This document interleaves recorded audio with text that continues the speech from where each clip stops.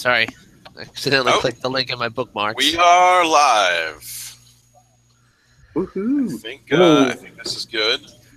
I'm going to check YouTube. Let's see what YouTube says.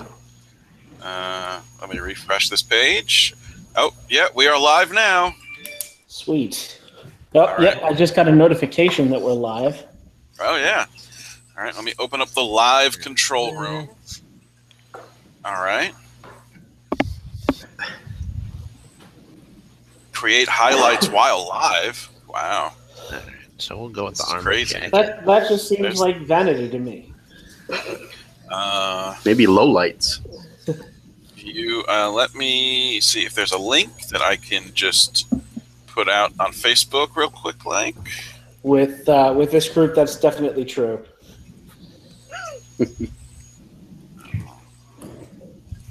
Info and settings. Of course, why would there be an easy link?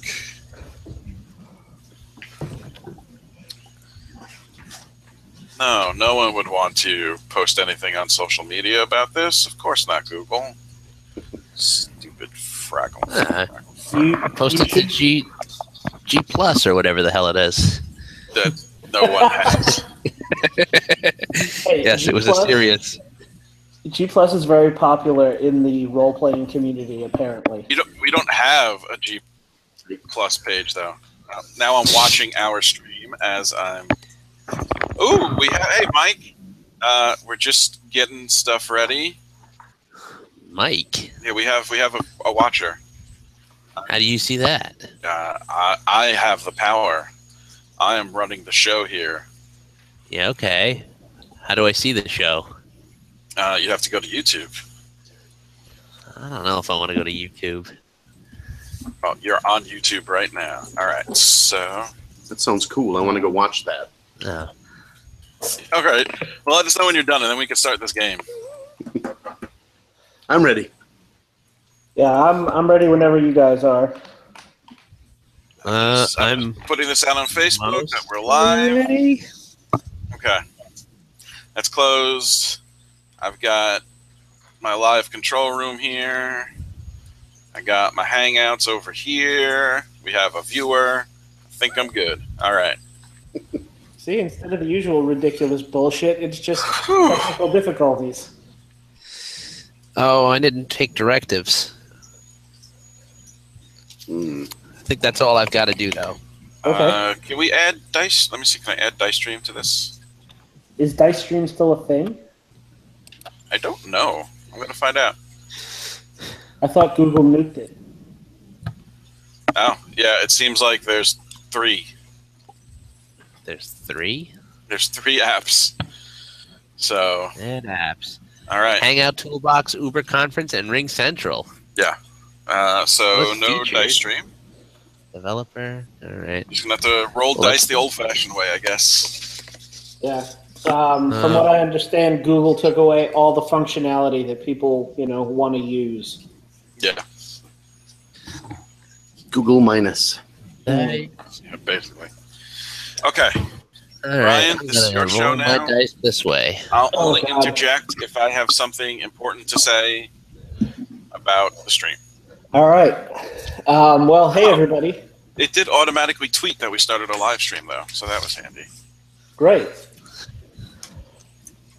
Well, hey, everybody. Welcome to another Rag-NERD-Rok actual play. This is a special actual play for one of our, or I should say our $15 patron, Shadows, who is joining us this evening.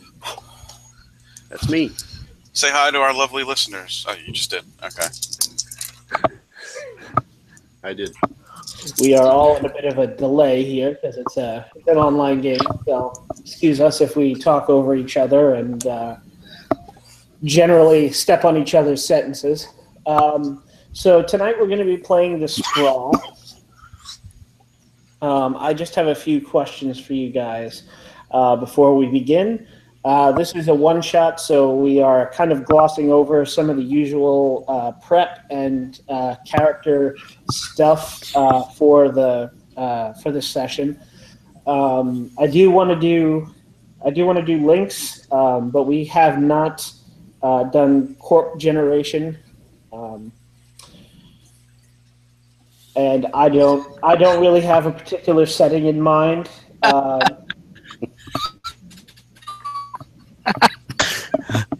I went to click on the YouTube link, and it's a picture of the comber. Yep. Isn't that great? All right. Do you guys have any strong feelings about what kind of sprawl you want this game to be set in? Any particular location that would be of interest to you, or? I'd leave that up to Chad. Preference. All right, dealer's choice. So, where are we running tonight, Chad? How about the gritty chrome streets of New York? New York. Okay. I think we can handle that. Yeah. In that case, why don't you guys go around and introduce yourselves and your characters? All right. I'll start. I'm Alex. Meyer to yell. Yeah, no Meyer this time. I'm Alex, and I will be playing the Infiltrator Low Key. That's LOE space QI. Low Key. It's one of the names on the sheets. He is an infiltrator, and he has a face, so he specializes in infiltrating by blending in and hiding in plain sight. For cyberware, he has skill wires. So I have 2 skill chips slotted in that give me a +1 ongoing to any moves that would be assisted by the programs. So the skill wire I have is for hacking and 1 for covert operations. I also, my directives are financial. When you hinder the mission for a chance at extra profit, mark experience. And also network. When your membership in the Order of the Chromatic Christ hinders the mission, mark experience. For more on the Order of the Chromatic Christ, you can go back to an old Insert Quest Here game.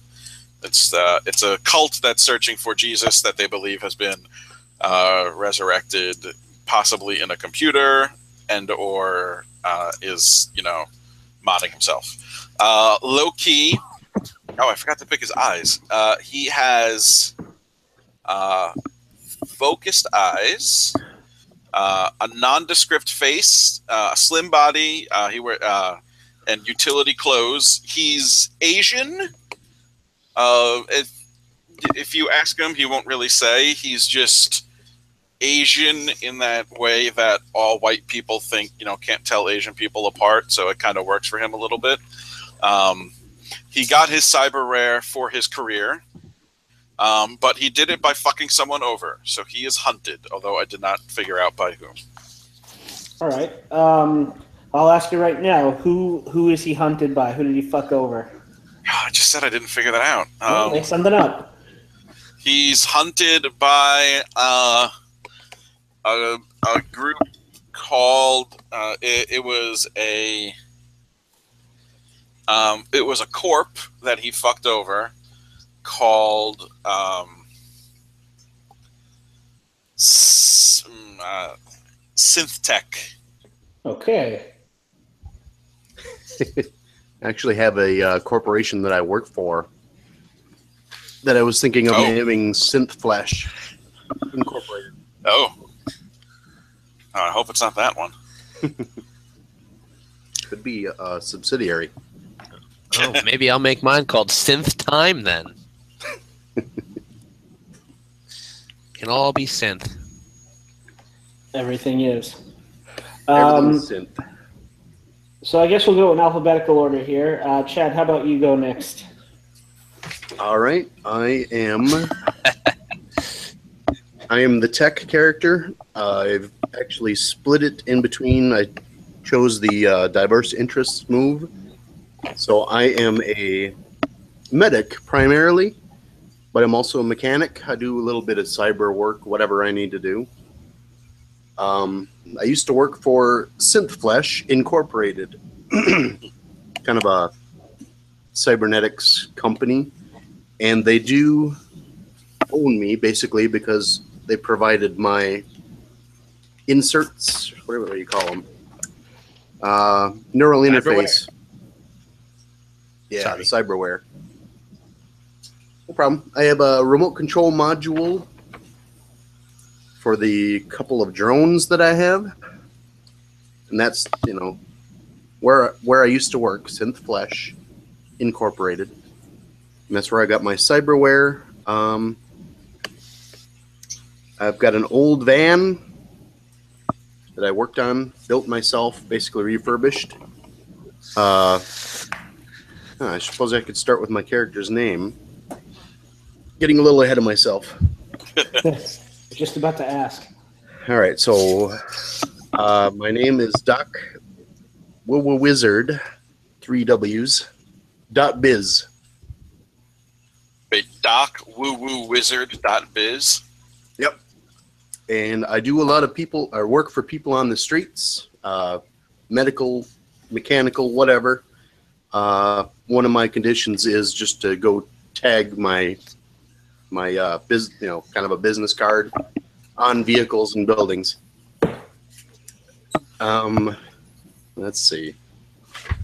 So I have excited eyes, an expressive face, a thin, pretty scrawny body.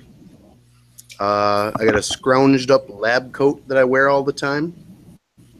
I'm of some kind of Middle Eastern descent. And I've got a couple drones with me that I use a lot.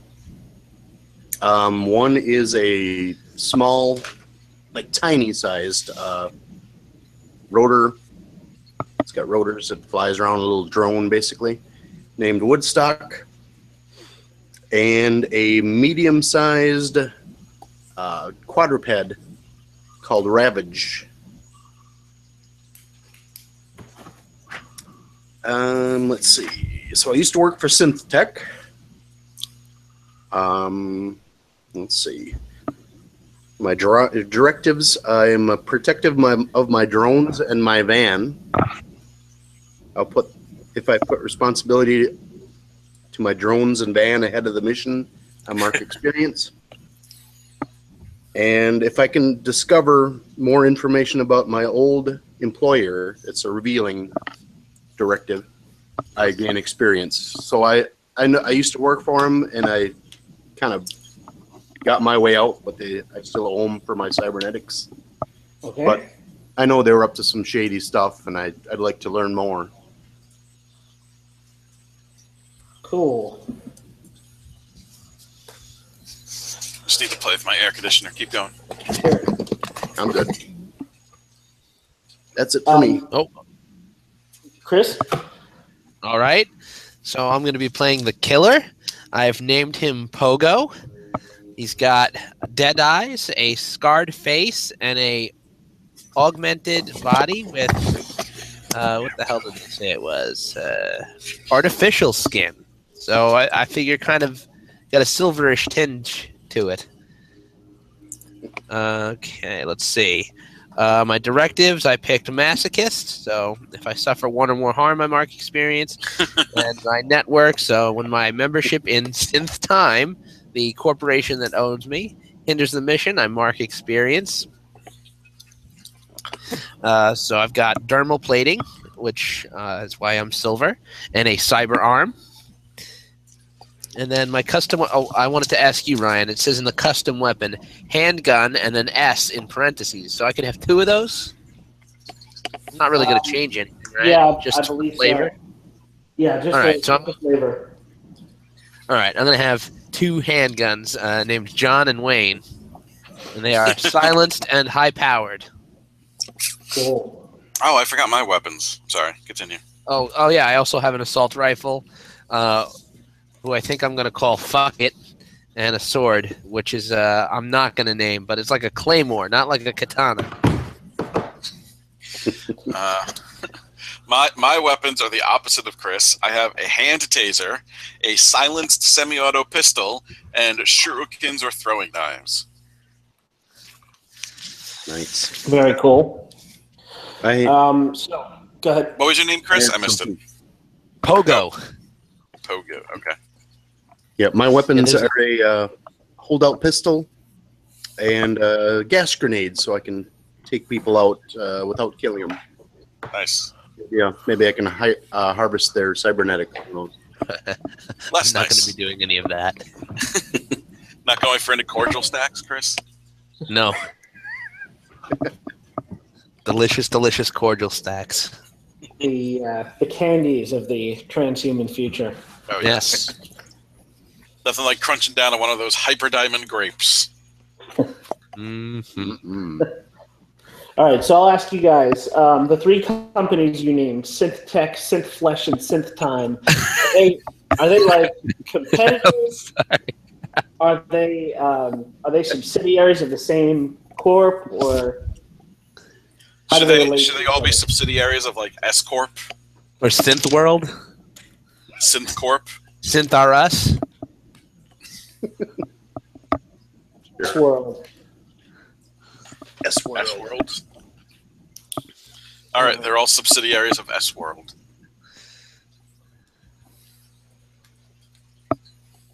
So they're all under that umbrella. Have you guys ever worked together before? Well, I mean, let's. I mean, like as a group. Sure. I think. What do you guys think? Yeah. I think it'll make it a little easier. I'm good either way. Yeah, All right. I think Pogo brings me a lot of work. Also, as a mechanic and medical person. As a mechanic / body harvester. Mm-hmm. I just sent you a text. You're going to need to hose out the back of the van after this one. Not again. I mean, yes, again. All right, so I guess let's kind of gloss over the links portion a little bit, since we've agreed that you guys have all worked together as a group. Let's just say that you guys can each take +1 link with the other two. Makes sense. What was your character's name again, Alex? Low key. Oh, right. LOQUI. LOE space QI. Oh, and no you. Oh. Whatever. I am going to Chad, ask you guys. you're just Doc. Yeah, you can just Doc- call me Doc. DocWooWooWizard.biz. Wizard. Yeah. Now, Or Chad, Dr. is that Biz? Is that Biz BIZ or BUS? It's .biz, like you'd see on the internet. Okay. I don't actually have a website. Well, you know what? Let's find out. www. Now, is that woo WUWU or OO? It's No, I 3 think- W's. I think and it's Wizard. his name is a URL. Oh, so it's www. Izzard, yeah. Izzard.biz. Biz. Probably Probably goes to Oh, are you saying Izzard. dot? Biz. Like DOT? no, an actual dot. Oh, Oh, wow. That's a forbidden. I wrote down Doc, DOC for your name. Yeah, that's what I wrote. Yeah, that's my first name, Doc. Oh, okay. Yeah, his surname is a URL though. He's very well branded. Oh, okay. www.izzard.biz. Yep, that's it. Okay. So That's your website, so if anyone goes there, they get like your webpage. Yeah, but I've let the lease lapse, so it goes nowhere. It's not yours anymore. Yeah. It just goes to a 404. Yep. Nice. If you would like to purchase this domain name of mining. All right. So contact SynthNet. Given that you guys have worked together before, let's at least come up with some backstory. Tell me about a job that you guys have worked together on. Job we worked together on. How about that time I lost my regular arm? Oh yeah. So we had to break into a corpse headquarters in Boston, Okay. and steal data from them. Oh no, we had to steal a prototype weapon. But our Johnson did not tell us how unstable it was, and as we were trying to make our escape, everything went perfectly until we were leaving the building, and a security guard saw us and shot. And Pogo was holding the weapon under one arm, and the bullet from the security guard hit it, and the thing exploded and tore his arm off. All right. And so we didn't finish the job, and Pogo lost an arm. So was What do you that guys think? synth tech, synth flesh, or synth time? No, that was Synthtronics. Yeah. Okay. The old Synthtronics job. Oh man, remember that synth job? Oof. Which one? You know, Oh. the synth job. I'm sensing the presence of a monopoly in this world. I really hope there's a subsidiary called Synth. Synthesize. Synthesized synth. Or synthesizers. I kind of picture there's like three to five corps that own everything, and so everything is a subsidiary. Like Synth owns has a monopoly on tech. Like anything tech is them, and then there's like a food Nebraska? corporation. So any farming, agriculture, seed development, supermarkets, everything top down is it's just broken into.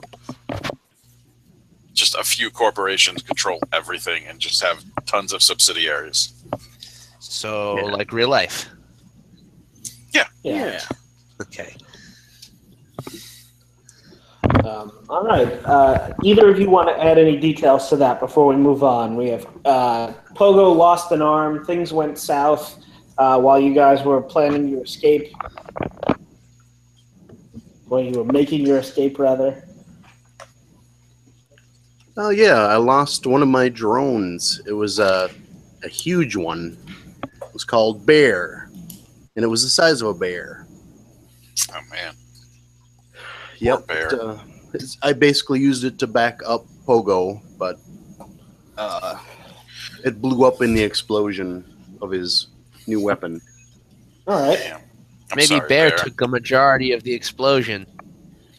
That's why Pogo only lost an arm.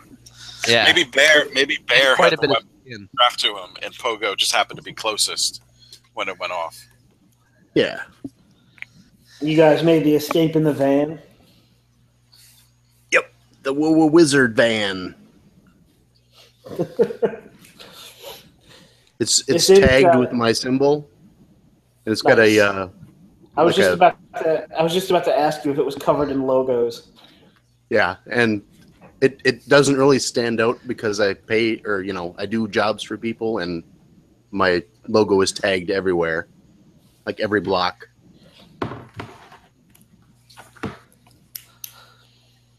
So Sweet. my van is a nicer logo, slightly better graffiti.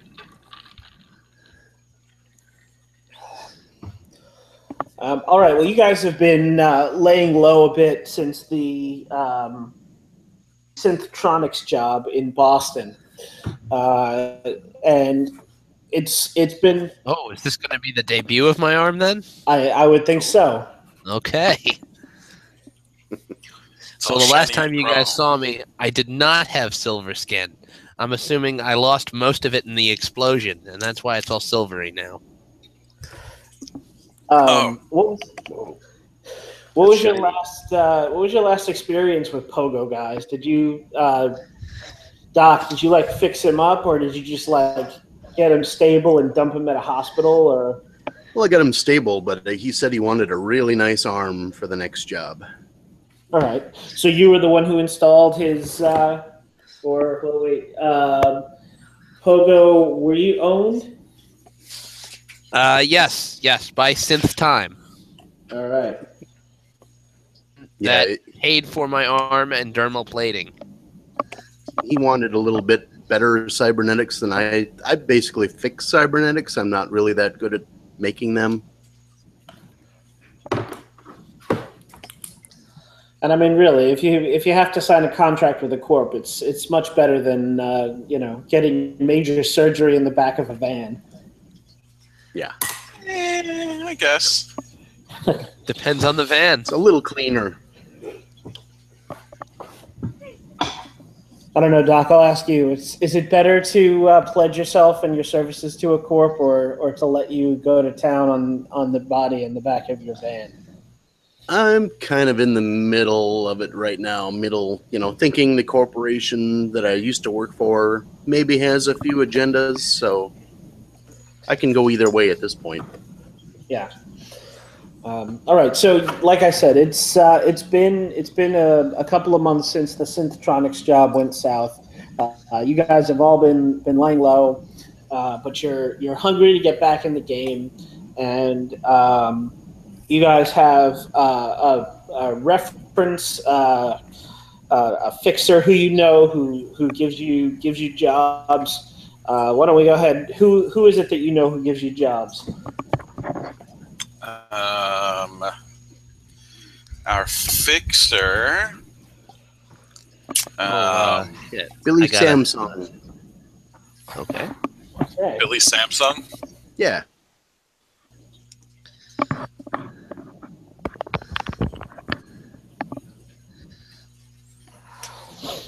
So Billy calls you up, says he has a nice, easy job for you guys to get you back in the game.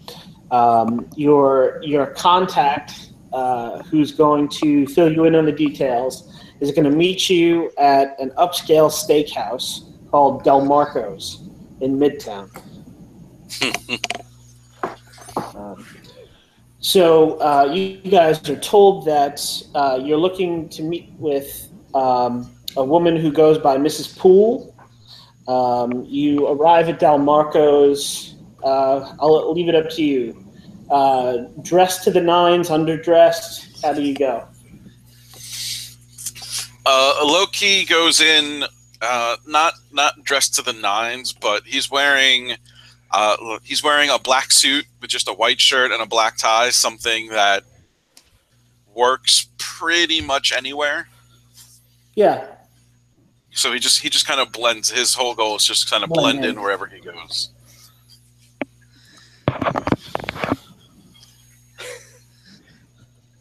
Oh, I spend a long time looking for the link to this thing to post on Facebook. It's right in the very bottom of the Hangout window. Just a button that says links. I click that, boom, link. Doc, how about you? You get an invitation to an expensive steakhouse from a client. I put on my slightly cleaner lab coat.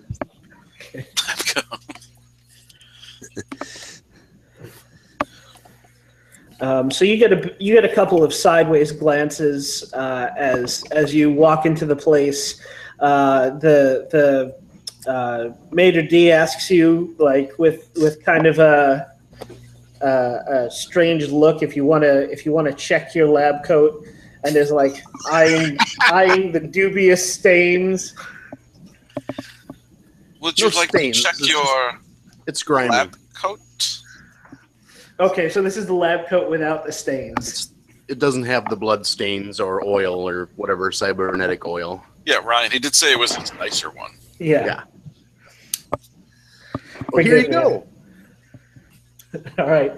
The attendant takes it and, handling it very delicately, hangs it up and gives you a ticket. Stuff How in my about how about Pogo? Pogo does not dress up at all. He wears what he was wearing when he got the invitation. I think it's probably some kind of tactical looking gear, though, nothing, not like armor. He's got that armored coat, which he's definitely not taking off. But yeah, he looks pretty out of place, I would imagine. All right. With his silver skin and robot arm, and probably like a black tank top to show off his shiny new robot arm. Although he's wearing the jacket over it, so never mind. So Loki, you actually do blend right in. It's semi formal in here, so you're dressed a little on the conservative side, but you're not like black tie or anything. Yeah. No, I mean technically I am wearing a black tie, but not like a tux. Yeah.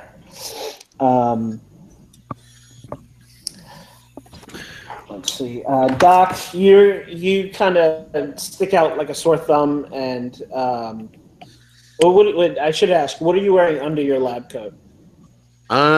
Probably a black T-shirt and khaki pants. Okay, so you can kind of pass. You're a little underdressed. Yeah. The T-shirt is a bit informal.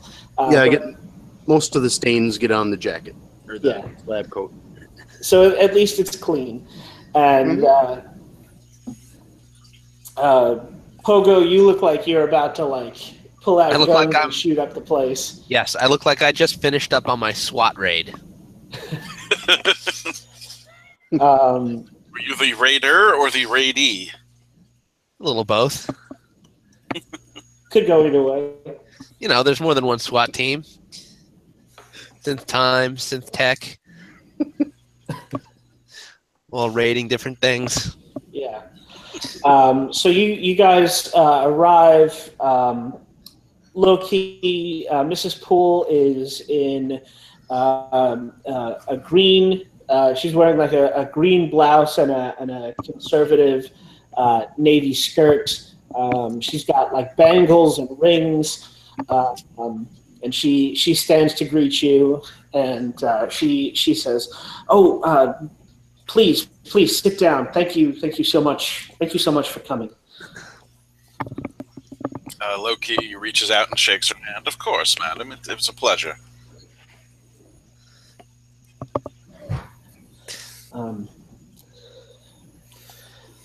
Please order whatever you want. We're throwing this in as a business expense. That's very kind of you.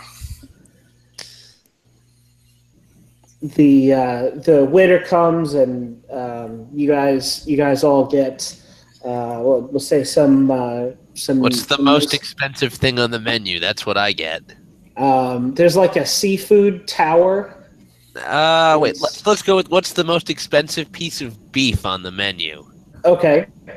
The real steak guy. There's an aged porterhouse for 2. Yes, I get that. Okay. It is enormous, drowned in butter and garlic and shallots. I also get an extra side of vegetables and potatoes. Mrs. Poole doesn't even bat an eye through it. As you guys get down to dinner, she says, "My client is very worried about a certain individual, name of Jeffrey Maldonado."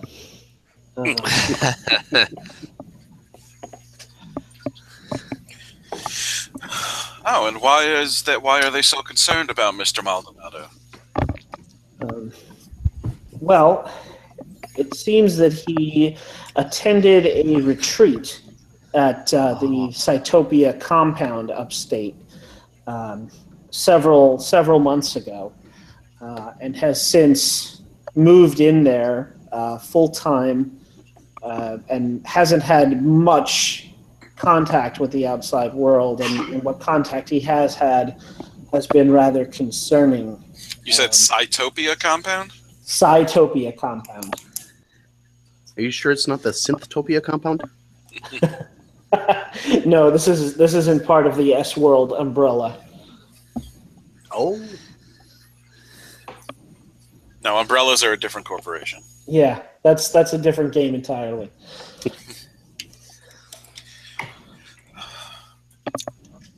And why is Mr. Maldonado's change of address a concern?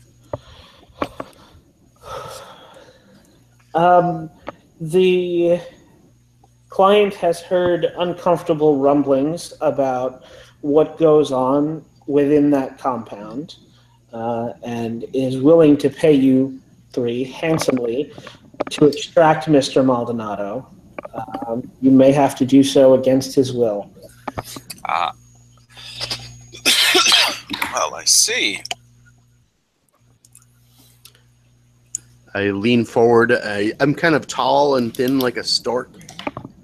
I lean forward and I say, how much of them do you want to extract? All of him, preferably. In one piece and alive. 100%. Yes, 100%. That Loki complicates things. Loki smiles and waves a hand at his coworkers. Nonsense. That's easily done. I don't think that should be a problem. But we do need to talk turn.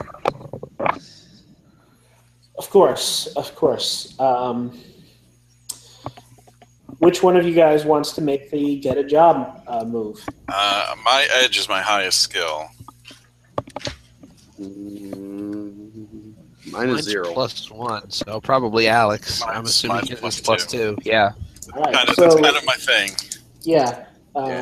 So let's see. Oh, good. I rolled 2 1s. Nice. So that's 4. That's not So good. I don't know what happens. It doesn't say what happens on a fail. Okay. Just so you know, I would have gotten an 11. Yeah, well, I rolled a second time and would have gotten an 11. As opposed to a 4. We probably get some pretty shitty terms. Yeah. Yeah. I would imagine GM gets to pick them, but it doesn't say how many. No, not that shitty. Well, no, there's a list. Yes, there is. Choose 1. So you got a 4. Do we not get any of that then? She leans forward and says, "Well, listen. Time is of the essence, and if you don't take this job, we do have another contractor lined up who is willing to do it." She quotes you an offer. I'm going to say that it's a ×2 multiplier. So it doesn't pay well. You have to do this really quickly, so I bumped up the legwork clock. Of course. So you guys are starting at 1,500, and it's a take it or leave it offer. And remember, I said you're hungry. You've been out of the game for a while. Well, that is less than what we would usually charge, but if it could lead to future work with you and your employer, I think that it is something that can be arranged. Very good. She gives you a meeting location, or you know what? She gives you an anonymous email address and tells you to contact that address once you have Mr. Maldonado in hand. Do you at least have a picture of him so we know who we're looking for? Yes. Excuse me. She gives you a dossier on him. File. Okay. I'm going to say that it's not enough for an intel, but I will let you guys ask me questions about him, and I'll answer. Okay. Okay. So who the hell is this guy? Okay, he's a 27-year-old kid. It looks like. Hang on a sec. I'm gonna find. That's the one. Okay.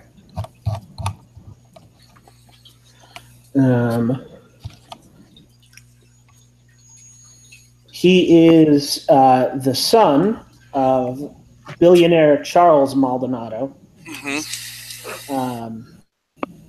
Graduated from RPI with a chemical engineering degree 4 years ago. Joined the Peace Corps and has been building and repairing algae farms in Africa since he graduated. They give you guys like a couple of social media links. His profile shows somebody who is intelligent but sort of casting around for a purpose in life. Talks about maybe possibly applying to graduate school, but doesn't really have a concrete idea of what he wants to study. And then you notice that all of the posts are at least 6 months old. Okay. Which would coincide with when he went to this compound. Yes. Do they know why he went to the compound the first time? It seems that beforehand he was reading a bunch of books by a Dr. Phyllis Randazzo. She's kind of a tech guru. You're vaguely familiar with her. She does a lot of like it's part self-help, part how to succeed in the business world, part finding your life's purpose, that kind of thing. And one of the last posts he made was about how he was really excited to get a spot on one of her retreats. Okay.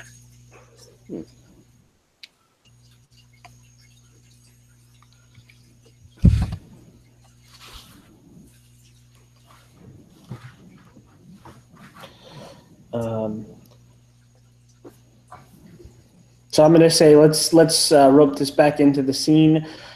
After she gives you this, Mrs. Poole is very abrupt. She leaves, and as soon as the check is paid, she leaves without saying a word to you, and the three of you are kind of left in the restaurant to talk about your game plan. Well, This is a really nice place. yes, it is. You don't see an independent restaurant very often. Oh no, it's owned by the corporations. They bought it out and kept the name. Oh, nice. You Used two to could have food. dressed a little better. Better This than is my what? best T-shirt. Never mind. So, how do we want to go about this? Obviously, we should probably do some research into this compound first, and this Dr. Randazzo. Yes, I can research. We should also try to see, like I said, the compound, if we can get a map or the lay of the land. And, well, it makes sense. If it's the son of a billionaire, you probably want them in your camp. It seems, obviously, that she has somehow brainwashed him and is trying to manipulate him for his money. I like money. It could not possibly be anything else. Yeah, let's do some Possibly research. anything else? possibly. All right, so who's doing what? I'm not really sure how more all of this all a works. go around and talk with people guy. So if someone wants to do research, that might be Chad. Yeah, mind is my worst one. Yeah, I've got a +1 in mind. I have a move from the tech where I can find gear that could be useful. Gear's always good. Mm-hmm. All right, so basically now we're into the legwork phase of the mission. You guys are starting at 1500 on the clock, so you're one step up. Basically, you have as long as you want to do whatever prep you deem necessary before you go in, and then we move over to the action clock when you're actually conducting the mission. Okay. So, Doc, what are you doing to conduct research on this? Are you just hitting the net? Are you or the matrix in this world, or? Yeah, I'm gonna research and also maybe dig in my supplies to find some things that would maybe help with the infiltration mission. Okay, so you're gonna go for the gear. I'm not sure how this all works. Like, how many things can you do? So when we're doing the legwork, we're not getting like actual concrete information. Like Ryan's not gonna Yeah. give us a map of the compound. We Mhm. either get intel or gear, and then when we go to do the actual job, if something's applicable, we say when we go into the compound and we have intel, one of us can say one of those pieces. We decide what they are as we go. So Right, as you need them. when we're in it, we'll say one of those pieces of intel is a map of the compound, and I think it gives us a bonus on a roll. Or Yeah, I think you get +1 forward if you use it. yeah, or like if we need to make an exit, one of our pieces of gear is a breaching charge, so we can just blow a hole in the wall and get out.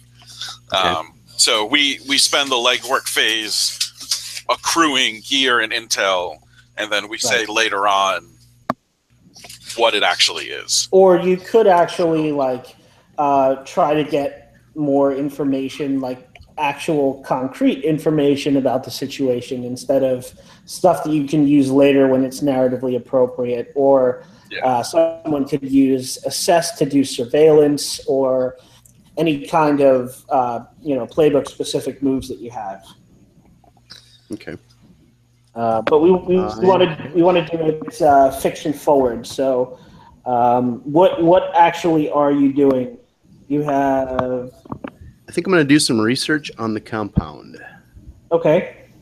And I have a + on mine, so I'm pretty good at it. So go ahead and roll me that. I'll make my roll. Oh, a 6. Nice. So you get to answer the question and make a move against me or us. Oh, also, every time we fail a roll during legwork, the legwork clock goes up, which makes the job harder. Nice. And also makes your getting paid roll harder. Yeah. Oh, no, I thought that would. No, that's. We're gonna get like $3 for this. Oh yeah, to the legwork clock. Yeah. If that. All right. It's going great, guys. I don't know what you're talking about. It's Sorry, $1.50 guys. to split between the three of you. All right. So check out that list and go ahead and ask me a question. Well, it says you will answer the question and make a move. Wait, you get And the research. you get to choose which question you ask. Okay. I guess I was asking about how secure the compound was. Okay.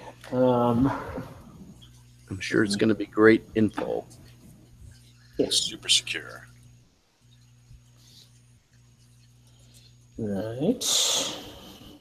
You can literally just walk in.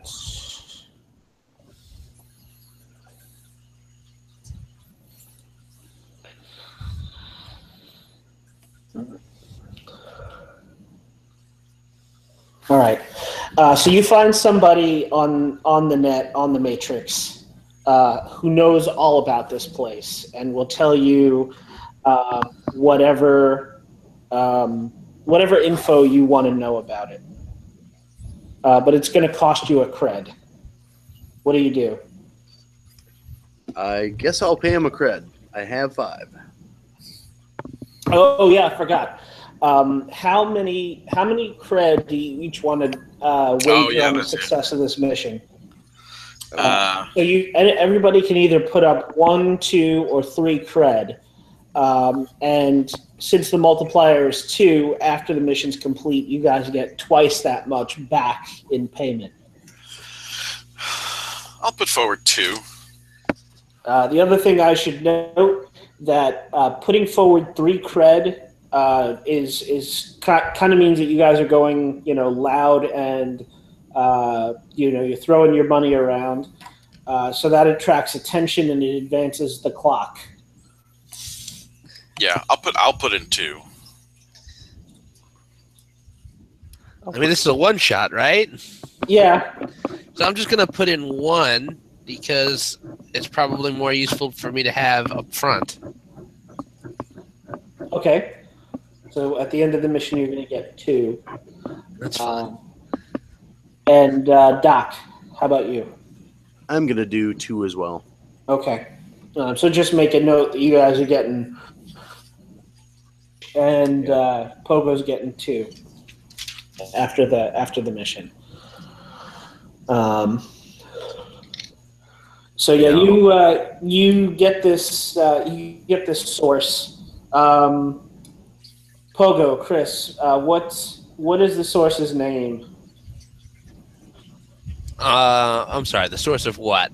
The source of Doc's info. Some guy from the net or girl. Oh. He can't tell. Just says, I know all about that place, but it's going to cost you if you want to know. It's Sven Georgeson. Okay. So Sven, where does Sven meet you, Doc? He meets me at Food to Go, one of the corporate fast food places. Nice. I'm going to embellish a little bit.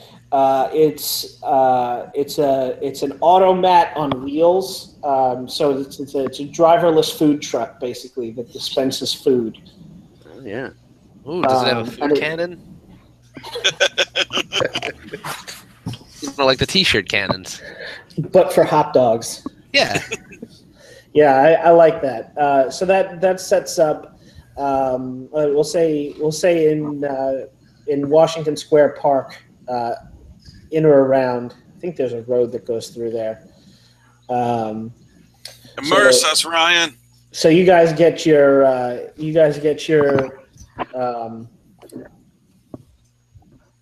projectile hot dog. Yes, your wrapped projectile hot dogs. Turbo hot dogs. Oh shit! I missed mine. No, it flashes no refunds. Sven sits down on a park bench. He doesn't speak English, so he pulls out his phone and queues up like a translator app, and starts talking to you. There's this really like soulless monotone voice that comes out of the phone that says, "Well, it looks like the transfer has gone through." No. Yeah. Can you hold on, Sven? I got to put another 1/8 of a cred in this machine. My time is valuable. Hold it. Oh, I got this one. Damn it! It's like they grease these things up so much on purpose.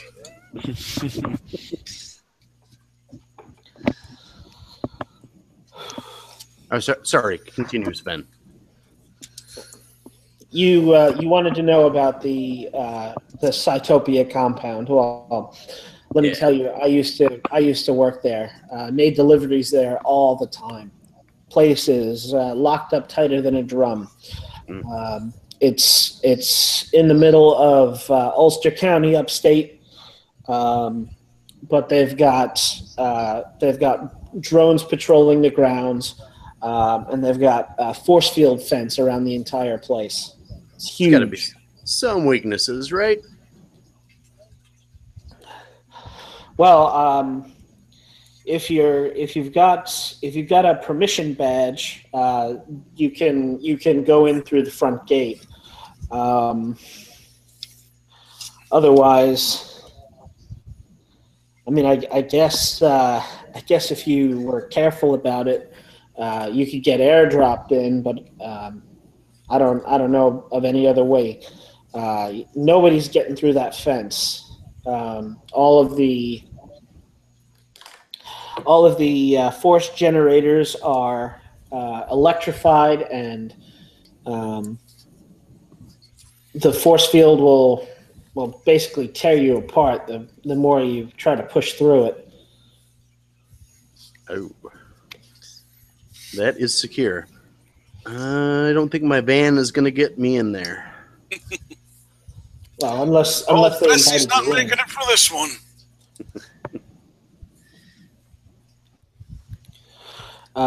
So do you have any other questions for him about the security measures of the compound? Where can we get one of them badges? Yeah. Exactly. Are there any... Can you make copies or something of the badge? Is there a way to get one?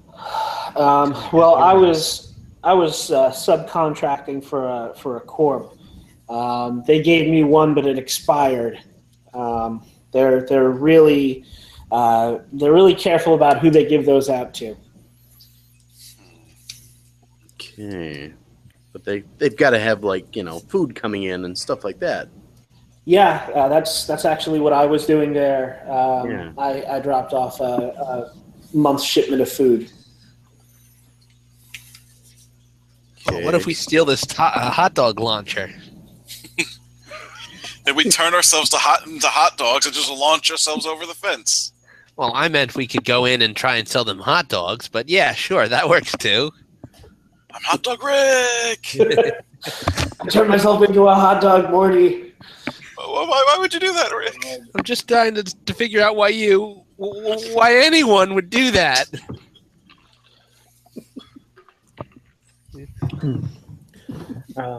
So that's what you get from that meeting.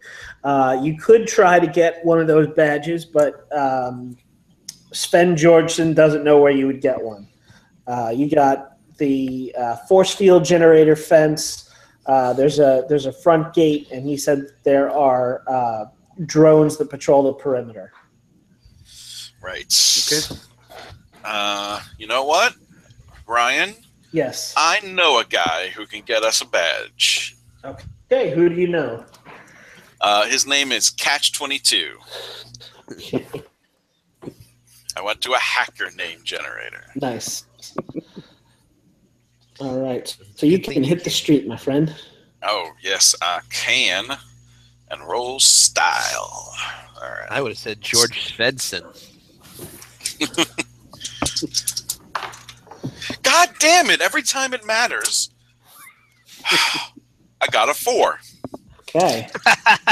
Damn it. And then I roll again and get a 12, but it doesn't matter now. So from now on, your second roll's the one that counts. So... All right. I don't know.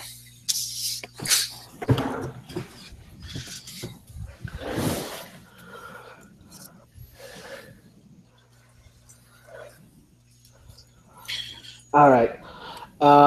In that case, I'm going to say that it's everything. Oh, on the... Oh, jeez. Okay. Yeah. So Catch-22, you guys meet online or in person? No, I meet him in person. Okay, so where do you meet Catch-22?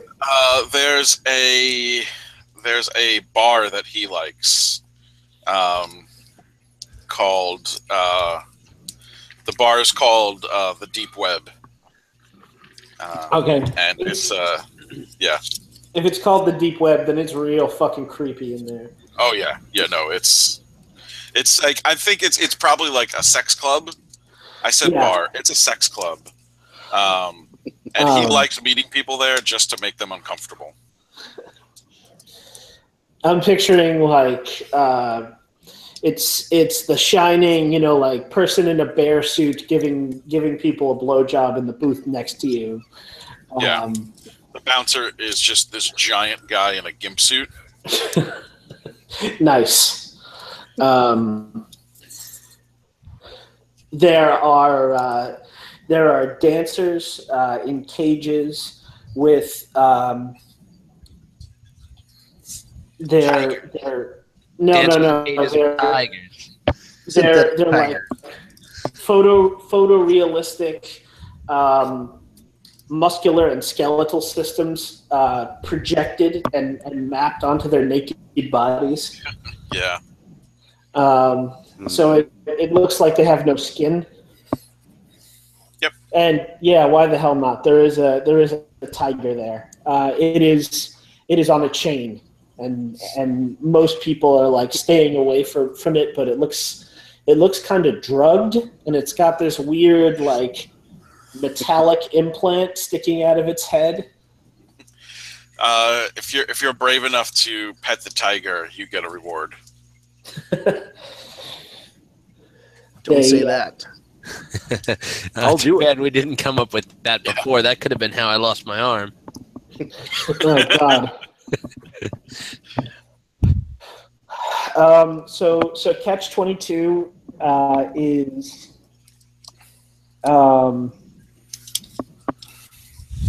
Catch-22 looks way too young to be in this place. Mm-hmm. He's sitting in a booth, kind of looking nonchalant, feet up on the table, hands, arms like spread out, and he's wearing like AR glasses. And when you approach, he barely acknowledges you. He just kind of gives you a little nod. How are you doing, Catch? Doing well, low-key. Business is good. Glad to hear it. That's what brings me here. I came with 2 drinks, and I put one down in front of him. I'm pulling a job, and I need to get an entry card for the Cytopia compound upstate. Cytopia? That system is a little tricky. I've looked into it to the best. I'm afraid I'm going to have to bump up my usual rates here. Well, how much? 2 cred. If it was anyone else, I'd kill them for such a price. But for you, all right, 2 cred it is. And I transfer him over 2 cred.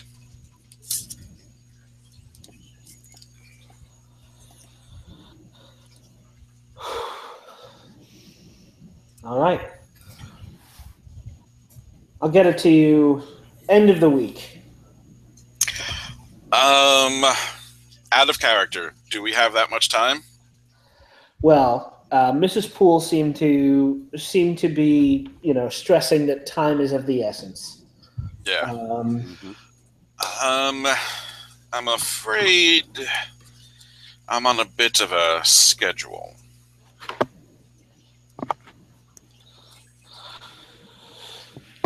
Okay. I usually don't like to operate like this, but the client is demanding. You know how it is. I know how it is. Here's the thing. I'll level with you because you're a friend. These people, they're a little paranoid with who they give access to. So I've heard. In order to get you a card, I'm going to have to dream up an identity that has business there, someone with a valid reason to enter. Mm-hmm. I have to make sure that the ID is vettable in any way they care to check into it. I can get it to you faster, but You have to steal a hot dog truck. I really want to steal it. you'd have to give him your real name. Oh. Since you are a real person, it's easier for him to, fake a reason for you to be there than it would be for him to, legitimize Create a whole false ID. Okay. So that's your choice. You either wait for the end of the week, or you can expedite things, but you stick your flank out there. I'll probably give him my name.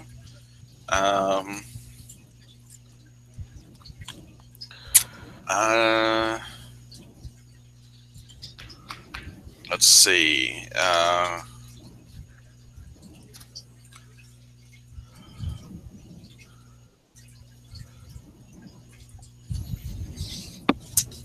His name is... trying to find a good one.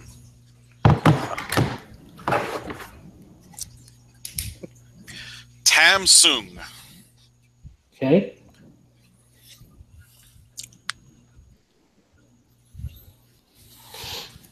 And I'll let you come up with words. I trust you'll keep that private, Catch. Of course. And what did you want me to come up with? What's your cover? What sort of service would they need? So they get food delivered. They apparently host these retreats, Right. so he could get you a spot in one of the retreats. Is there a retreat coming up? Of course, there's one. We'll say day after tomorrow that begins. Yeah, then that seems to make the most sense. Retreat. Sooner the better. So here's the thing. One of my moves, or the move I took, is called Mother Duck. So basically, when I use my covert entry move, I can bring my team with me. Okay. So I figure that this would work for that as well. Like if I have the pass, I could try to talk my way past the guards and say these guys are with me. Yeah. Okay. Or you know a way to smuggle them in. Right. Yeah. Well, when I'd have to, it's when I either bypass security system or guard or escape notice. So it would be like sneaking past or bypass. I guess talking my way through would be bypassing a guard. Yeah. Right. These guys are with me. Yeah. This is my hot dog repairman. I really want a hot dog launcher for the van now. It's going to be a hot dog battle at the end of the game. All right, so Pogo, how about you? What are you doing? I see this move is called Assess, when I can closely study a person, place, or situation. So I think that's kind of what I want to do. I should just go kind of hang out outside the building and assess it. Okay. Well, the building is a 1,500-acre compound in the middle of upstate New York. You could definitely like hang out and like walk the perimeter. observe the comings and goings and see what the procedures are. So you're headed up by high-speed rail to Ulster County, New York. Go ahead and make me that assess move. All right, let's see. All right, I rolled a 7 and I add my edge, so 8. 8. Okay, so I gain 1 hold. You gain 1 hold. So what are you doing? I guess what you said, walking the perimeter, kind of hanging out. Is there like a visitor's parking lot? I don't know. All right. So as Maybe getting a pair of binoculars and checking things out from far away. So as you're looking, you can see that there's like a front gate. I'll describe it, and then you can ask one of your questions. There's a front gate that's made of there's kind of a wrought iron gate across between 2 like 10-foot high granite walls. The walls spread out in either direction, and there is a poem engraved in them that starts on one side and continues on the other. It is All Watched Over by Machines of Loving Grace by Richard Brautigan. For those of you who want to look that up. Is that in trout fishing? I don't know. I just know the poem. I don't really know the rest of his work. What's it called? All Watched Over by Machines of Loving Grace. I think that's what the poem's called. I know that's definitely a line in the poem. All Watched Over by Machines of Loving Grace. Yeah, I found that's it.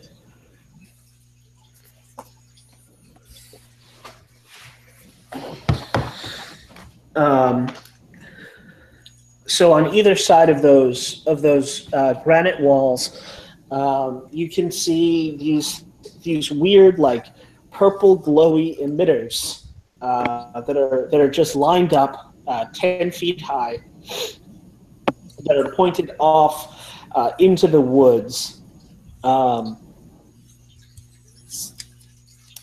There's kind of an effort made to conceal them. Driving by, it would be like driving down a parkway where there's just like a thick tree line planted. Or like those cell towers that are supposed to look like trees. Yeah, kind of. If you go far enough to the other side, you can see the tree line drops away and it looks kind of like open country, but you can see there's no effort to disguise those. They're just like a 10-foot high tower, black with like a red pulsing beacon on top, and these glowing purple emitters in every direction in either direction, and there's one of those at like 15 or 20-foot intervals, and you can't really see into So the there are a lot of compound. There are a lot of them.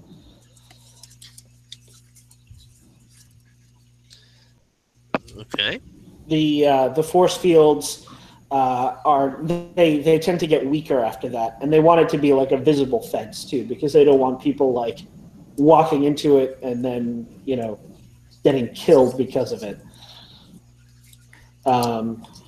You can't really see that far into the property at this point because there's like a sloping hill, but it's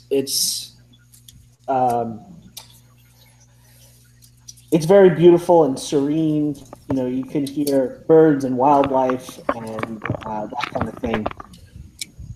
So as you're walking around, then eventually it gets back into the densely wooded, like very obviously constructed area, and then you're back at the front gate. So your best chance to notice something inside would probably be to stand by the hill and look in. So where are you going to look? Where are you going to concentrate? And which one of these questions do you want to ask me?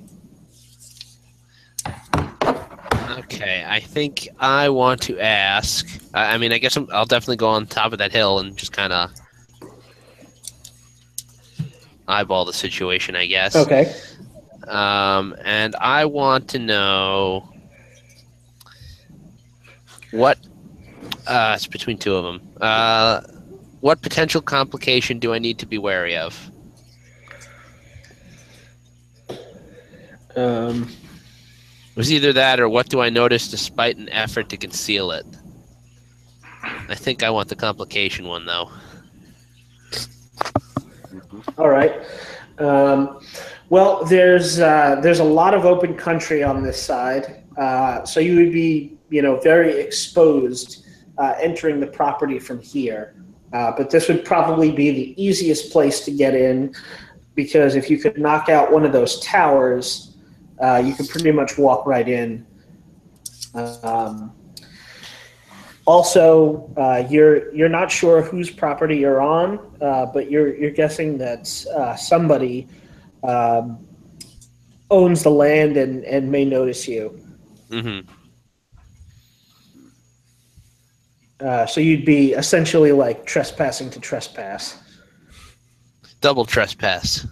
Double trespassing. Oh, man. And then also you catch sight of a quadcopter drone patrolling the perimeter. Okay, so there's those. Yeah, well, we knew about that. Yeah, that's true. But I saw one now. Oh. It's confirmed. Yeah, and now I know what to look for. Yeah. It looked like that one. I'll give you some information about it. They're kind of flimsy looking, but they are armed.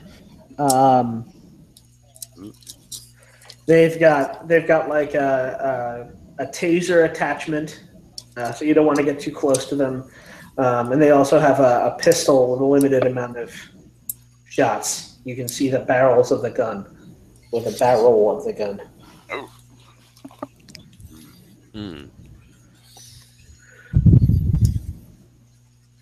Yeah, gonna be tough to get in there. Well, I have a key to the front door. Yeah, but yeah, that's true. I don't know that at this point, but yeah, it won't be actually difficult. But it would have been. Yeah. All right, so you guys want to reconnect, or does anyone want to do any more research? I mean, we need... Yeah, I want to... unless, Chad, do you want to do something? One of my moves, I can look through, like, the storage room back at the... I don't know if we have a base or something. And I can find gear relevant to mechanics or medical that'll help with the job. Yeah, Basically, that's... generic gear. All right, so Akos, do you want to try gear and intel? Yeah, sure. You guys have one gear to spend, kind of like the basics of the perimeter, what kind of security is on the exterior of the place. You don't really know much about what goes on there, or the founder of Cytopia.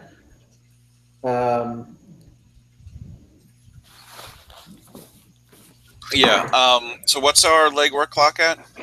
Right now, you guys are at 2100. 21. Okay. Yeah, I'm going to research Phyllis Rendazzo. Okay. So that is mind. And my mind is 0. Cool. Let's see how this goes. Well, it wasn't a 4. It was a 5. Nice. Whoa. You're getting better. Wait, was that the second roll? No, that was the first roll. Second roll's all that counts from now on. Well, the second roll was a 5. Oh. All right, well, I tried. Well, so the MC answers my question, but makes a move. All right. So my question is, why did Randazzo create this compound?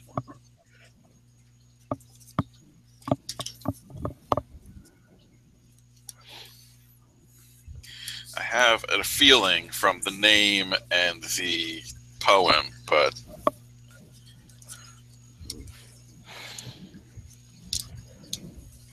Say again. Why did Randazzo? Why did Randazzo create this compound? That's my question.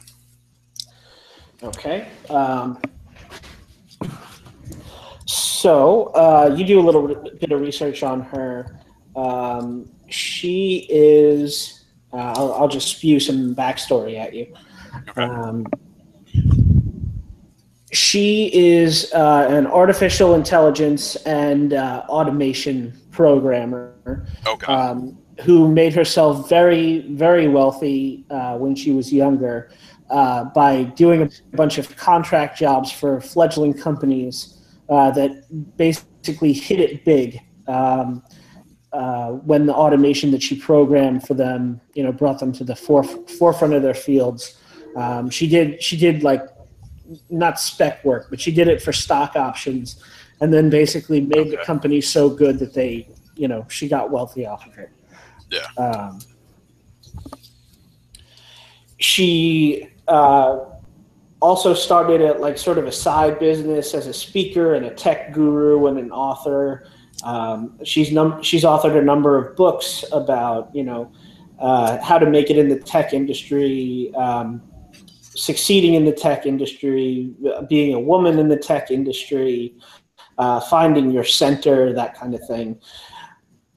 Her late middle age, she divested herself, basically, sold off all of her stock options, and founded Cytopia. It's kind of been a pet project of hers. She wants to basically, as you may have guessed from the poem, free humanity of its labor. She wants to create a society that doesn't have to, that's free from want and hunger and warfare and conflict. So I'm pretty sure she created a seed AI to run humanity. Well, that's the goal anyway. You don't know quite how far she is. Yeah. But she's raising money for that goal and financing it and furthering it by basically advising other corporations on how to run their operations. It's a consulting business at the right. top and level. Now she has a billionaire son to pump for money to. Yeah. Okay.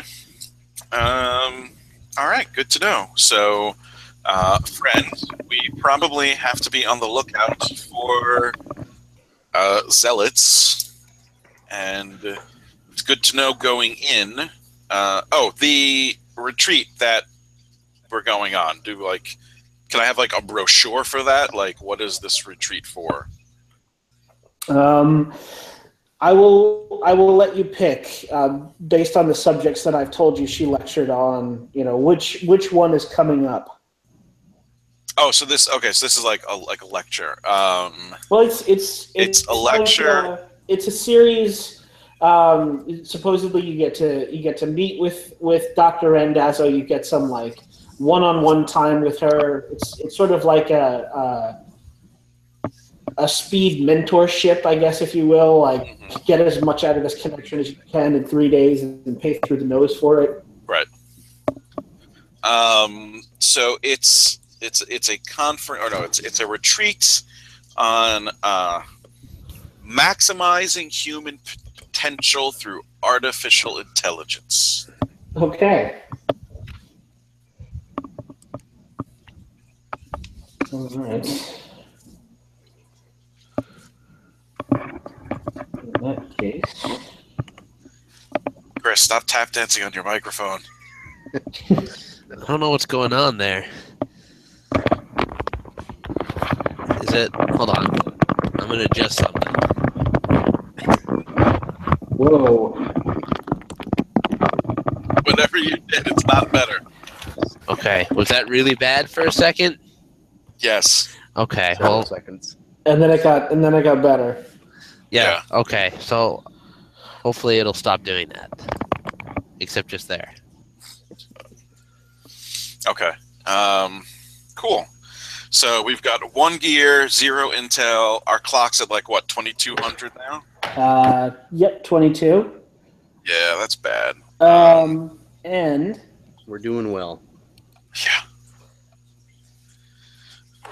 Hope no I one's too will- attached to any of their limbs. Nope. Not a problem for me. I will tell you this, low key. You know that whatever is in that compound, besides Jeffrey Maldonado, is probably worth a pretty penny. Like you could, Oh, yeah. if you could, she's basically a genius level AI programmer. Who decided to move to upstate New York, make a secluded compound, and has been running a AI, I guess, consulting firm. The past, we'll go with like 10 or 15 years. Well, it just so happens that one of my directives is financial. So that works in, well, not in everyone's favor. But yeah. Right. Sorry, guys. So there's definitely the potential that you can find something else of value there besides the target of the mission. Okay. So here's what I'm thinking. We can go in through the front door with our tickets / maybe tickets to this conference, and then once we get in, it's like a weekend long thing, right? Yes.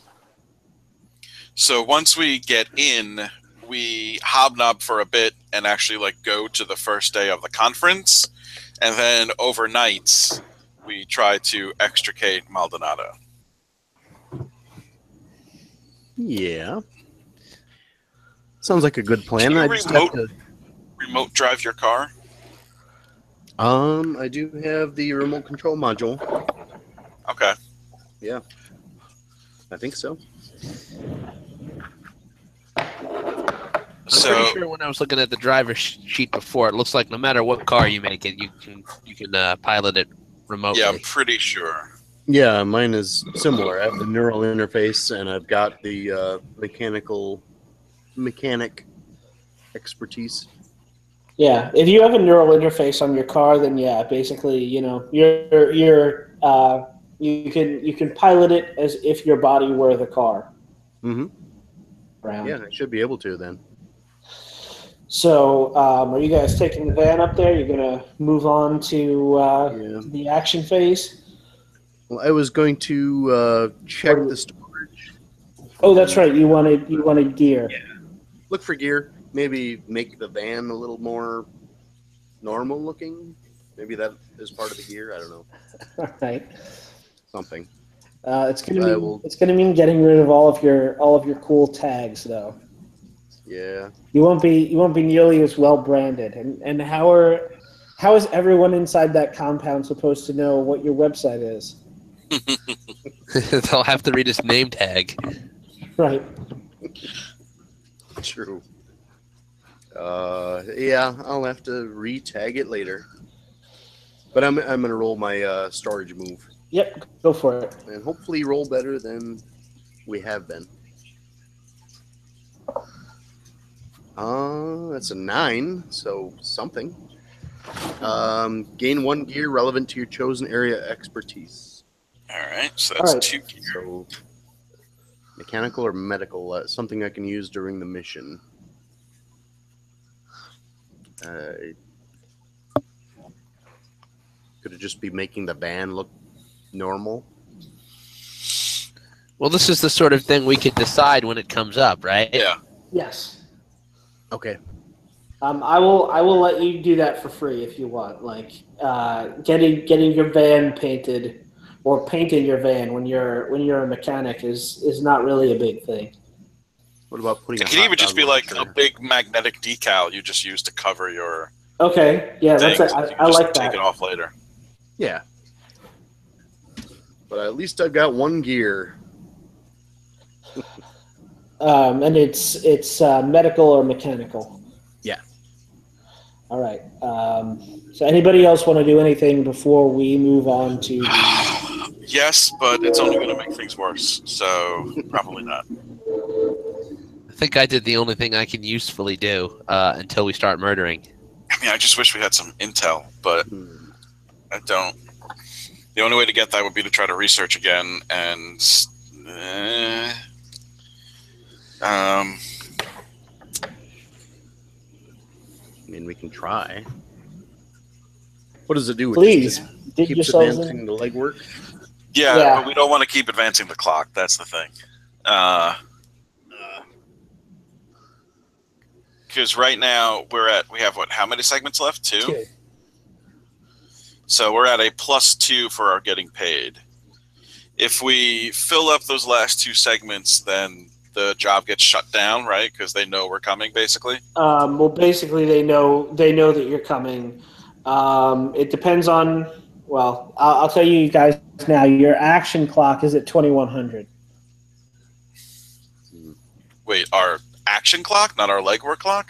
Yes, because the legwork clock also bumps up the action clock. Okay. Sounds like we should probably start. Yeah. I don't know what happens if that clock gets to the end, but I'm sure it's Nothing not good. What is the? Can you tell us what the clocks say? What is 22 on the legwork and 21 on the action clock? I'm not sure I can. I will tell you guys that I'm not going to go into specifics.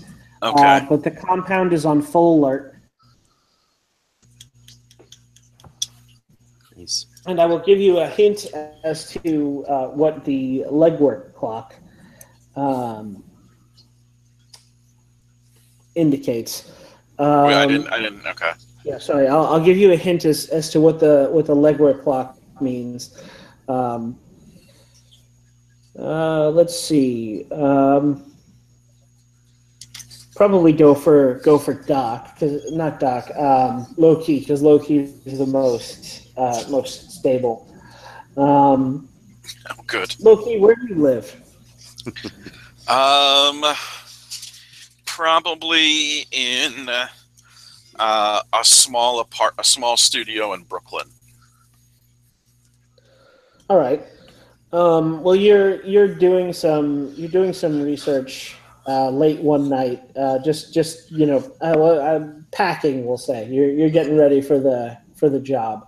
When there's a knock at your door. I grab my pistol and stick my eye to the peephole. You see a young woman, long, like bleach blonde hair, in her early 30s,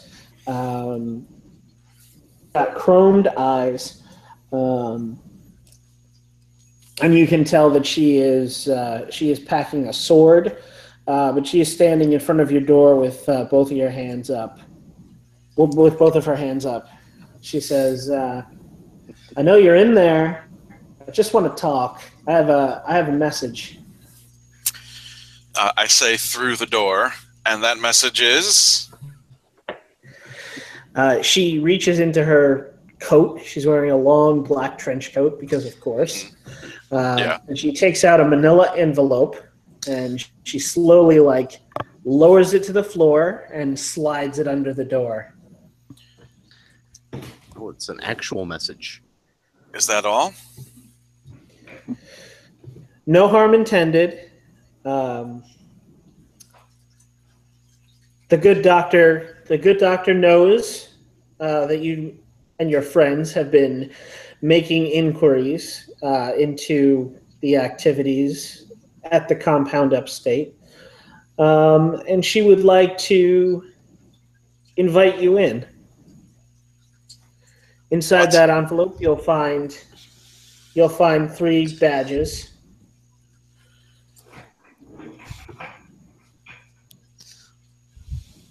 Why would she do that?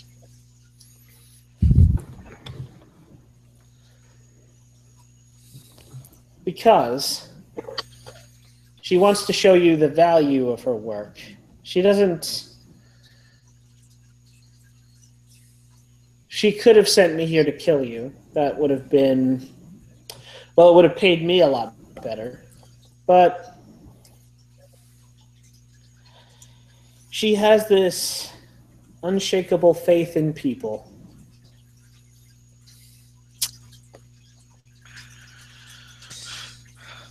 Well, consider your message delivered.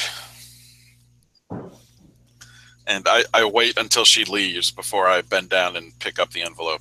She like gives you a wave and says, "Well, see you up there."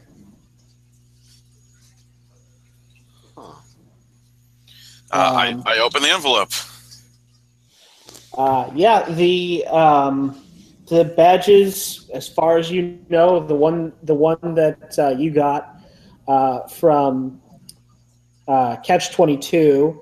It looks to be identical. It's a different color. It's got an RFID chip in it.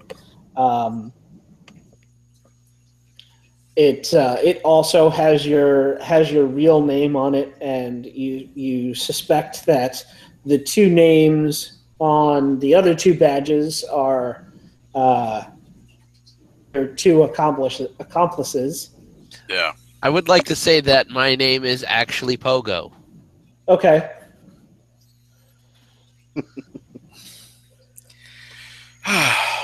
I curse.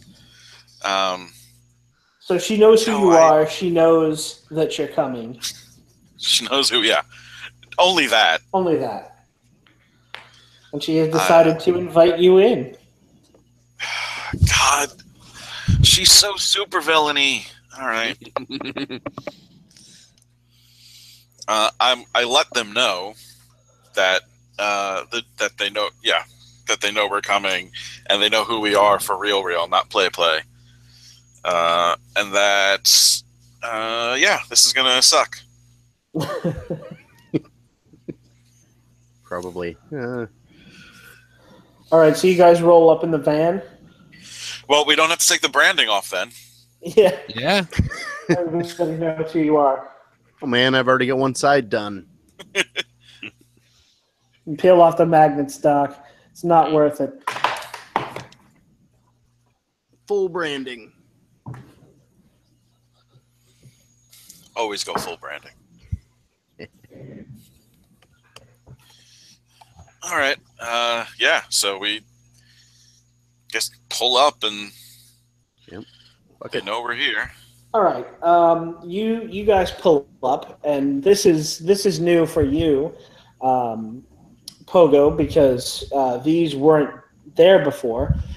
There are paramilitary style guards, each one looking much like you in full body armor with assault rifles, flanking the gate, and they wave you up. Well, they weren't here yesterday.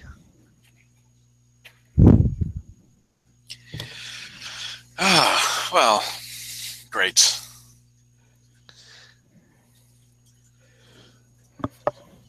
The one of them, she just stands to the side and motions for you to drive up. The chips in the card should proxy the gate open for you, but yeah, they just want we have to drive the car in. Yes. Not park and walk. Okay. Yeah. Well, I guess we'll see if these badges work then. They do. The gate opens for you, and you pull in through a long, winding drive that goes through a delightfully peaceful wooded area, and you park. There's like a turnoff with a couple of cars.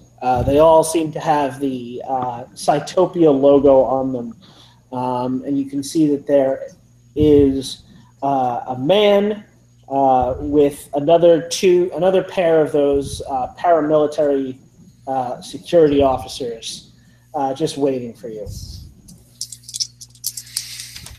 I get out of the car and smile. Gentlemen! What I time get of out day of is the it? car and grimace. You must be Mr. Sung. Yes, yes.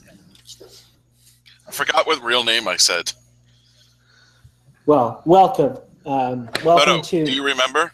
It was Tam Tam Sung. Right. I guess I should ask you guys your real names. Pogo is Pogo. Yeah, Pogo what? I think that's it. Just Pogo. Just The Pogo? mononym. Yeah, it's just Pogo. I think I had some weird parents. No Wasn't surname everyone? given. And Doc, how about you? Duck's name is Hassan Najib.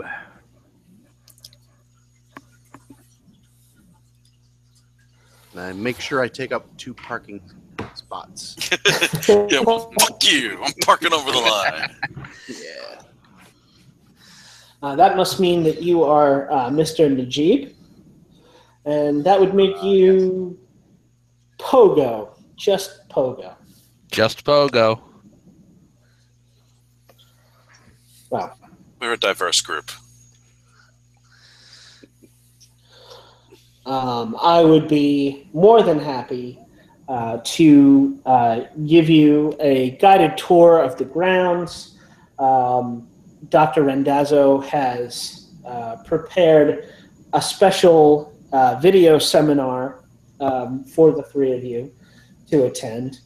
And then she has arranged to meet with you later this evening. Well, that's quite generous of her. Where would you like to begin?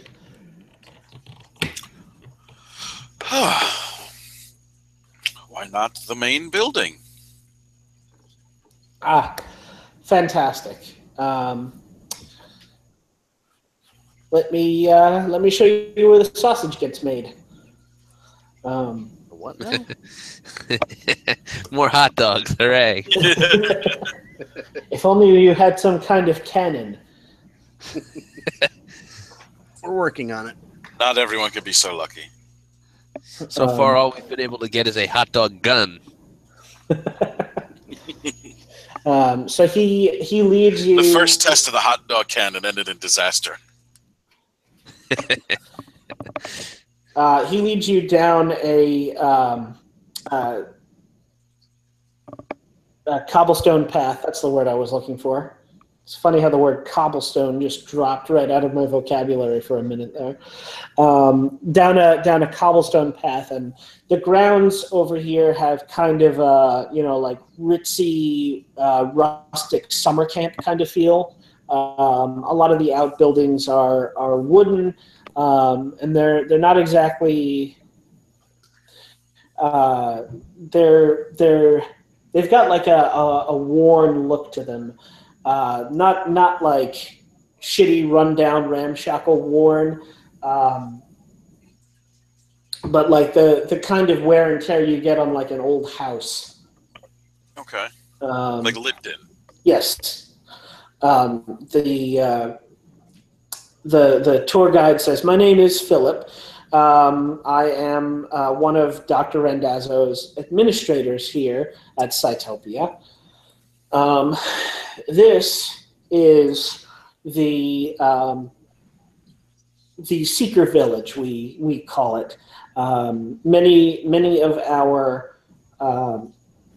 permanent guests, as well as some of the transients, stay here, and he like gestures to, you can see like a couple of rows of cabins around like a little pond.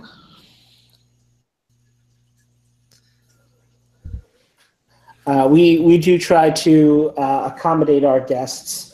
Unfortunately, I regret to inform you that accommodations have not been made for you. Your itinerary only permits you access to the grounds for the day. Well, that's understandable. I thought so. Our passes don't keep us here for the weekend for the conference. Oh no, Dr. Rendazzo. Well, let's just say she employs the finest screening technologies to investigate everyone who comes into the compound, and there were several flags that were tripped when you tried to make your illicit purchase through, and then she gives you Catch-22's real name. Well, I will have to have a talk with him about the quality of his work. I paid good money for that forgery. I would definitely get a refund. Well, I doubt that will happen. Top quality from what I understand, but our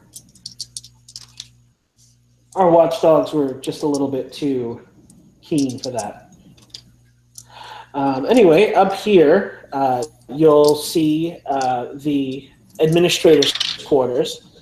These are the permanent residences for myself and the other administrators who, well, we oversee the compound.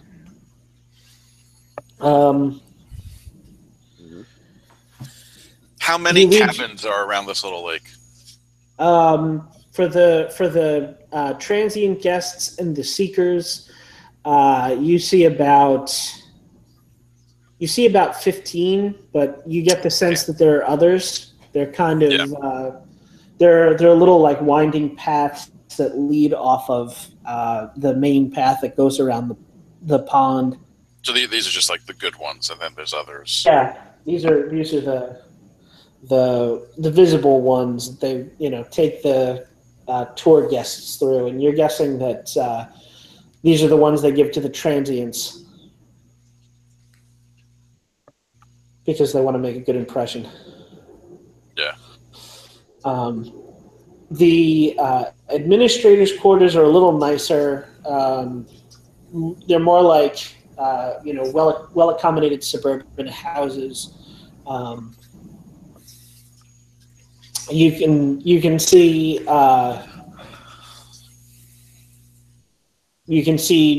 like surveillance cameras every now and again. Or does anybody want to make me the assess move? I should before I run my mouth off. I guess I could do that again. Sure.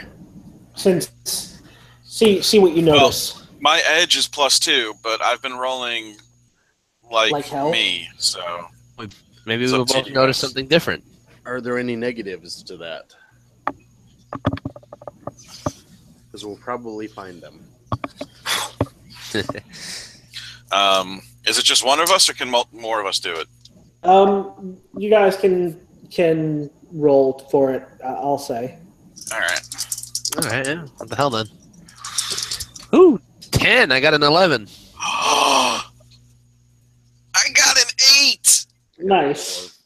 I did something. I think that was your first hit of the game. On this one. Yes, it was my first hit of the game. The first thing you rolled that was higher than a 5. Yeah, I know. So you can go first, Chris. All right. What do I notice despite an effort to conceal it? You see people. Every now and again, you catch sight of somebody wearing, I don't want to call it like a jumpsuit because it's not quite a jumpsuit. It's a little looser and baggier than that. It's a suit.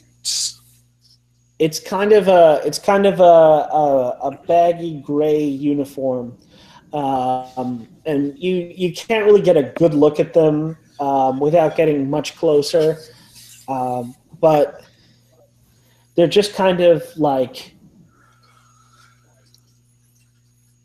I guess, lurking. What's the word I'm looking for? Lurking gives the wrong impression. Skulking? Vegetating? No, they're not skulking. It's completely like Leering? not sinister at all. So they're just like standing in a field. They're just kind of, yes, they're standing around. Loitering. Like not moving, they're just like standing and staring at nothing. Yes, staring off. Okay. You think you can see one of them is wearing those AR glasses. Mm-hmm. Just one of them? Or I can just see that one of them is. You can just make out that one of them is, but you might extrapolate that the others are as well. Okay. All right. So my question. Well, I got two more. Wait, what did you? Oh, you got two more. Okay, I'm yeah, sorry. I rolled an 11. I get 3. Well, la-di-da. Yeah. I'm just saving my good rolls for when they count. Sure you are. All right. Let's say who or what is the biggest threat in the situation? Definitely the paramilitary guards. They're all very well armed. I probably should have been able to guess that one. Yeah. How many of them are with us? Just 2. Okay. But you also catch sight of. We can see. Yeah. You also catch sight of a few more, and you get the feeling that those are just the ones who you're allowed to see. Yeah. All right. And I think my last one, I'll say, how are the military guards vulnerable to me? Or paramilitary? Paramilitary. Was there like 2 of them or something? No, there are 2 of them with you. Depending on how well trained they are, this is probably a contract job for them. You've run across them before. Sometimes they're not all that invested. Okay. It really depends on how professional the team or platoon. You're thinking platoon that Dr. Indazzo hired is. So I think these guys might be half-assing it. Yeah, they could be. You get the sense that like I will let you know this as the practiced killer that you are. They're a little bit lax. They've taken their eyes off you. One of them looks bored. They're not being as terrifying as they could be.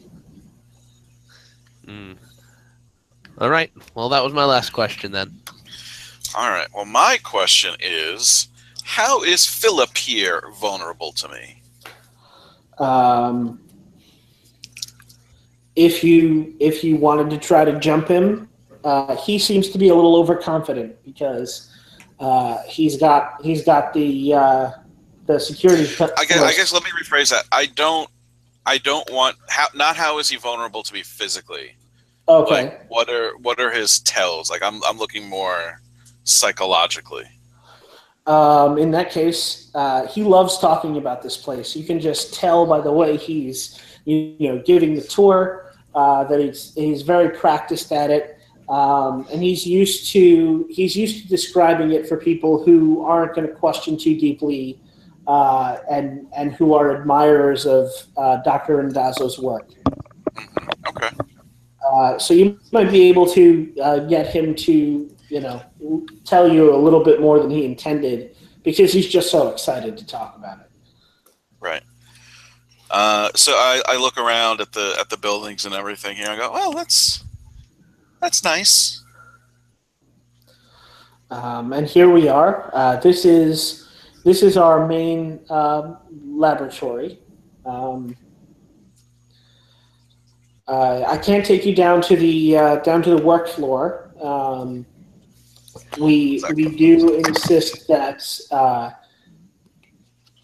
those who have stayed full time to devote themselves to the project have absolute quiet while they're working. But I can take you into the viewing area. That would be lovely. All right. He leads you through a very well furnished, lavishly furnished lobby. It's, I guess, like the closest comparison you would make to it. It's like it's like a modern country house. I forget the name of it, but like that one Frank Lloyd Wright house. Is it Falling Water? That's the one with the little waterfall. Yeah. Yeah. And it's all kind of blocky, but inside it's really gorgeous and lavishly furnished, and there's a fireplace with a roaring fire, and more paramilitary guards, and inside, down a short hallway, there's a room with kind of like a plate glass, a two-way glass viewing mirror, dark inside, and you can see the work floor. Well, here we are. Down below, as you can see, the dreamers and engineers who are helping to make Dr. Rendazzo's vision a reality. And you can see people. It is kind of like a warehouse-esque space. You completely hidden by the exterior architecture. Like, you couldn't tell that this was there from outside. Divided up into different areas of varying, scientific and technical specialties, where people are working. You don't want to. It's not like there's something inhuman about their movements and the way they communicate. They're very terse with each other. They speak only the bare minimum necessary. You can't quite make out the conversations, but you can see people moving their mouths when they talk. By any chance, are they all wearing AR glasses? They are, in fact, and they are all wearing those baggy gray uniforms that you saw.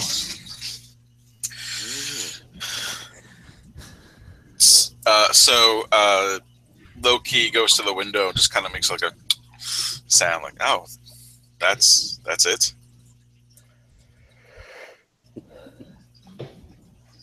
I know it may not look like much to a layperson, but they really do have some very exciting, projects in the works. The group over here is working on a new kind of neural interface that will pretty much blur the line between human beings and machines. This group here is working on a new nutritional system that could feed an entire city on just a small amount of power and feeder mass. I mean, those are dreams that people have had for generations. It's not really anything special. I mean, there has to be something here worth all this technology and security.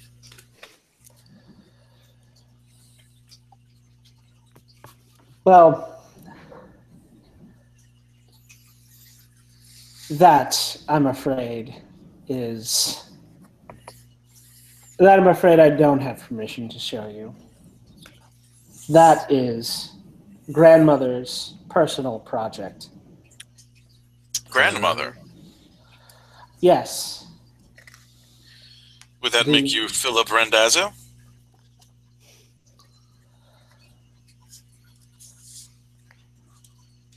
It would.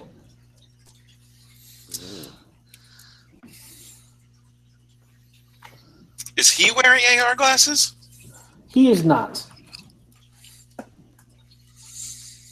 Why is everyone... what about the security guards aren't either, right? No, they are not. Why is everyone down there wearing those glasses?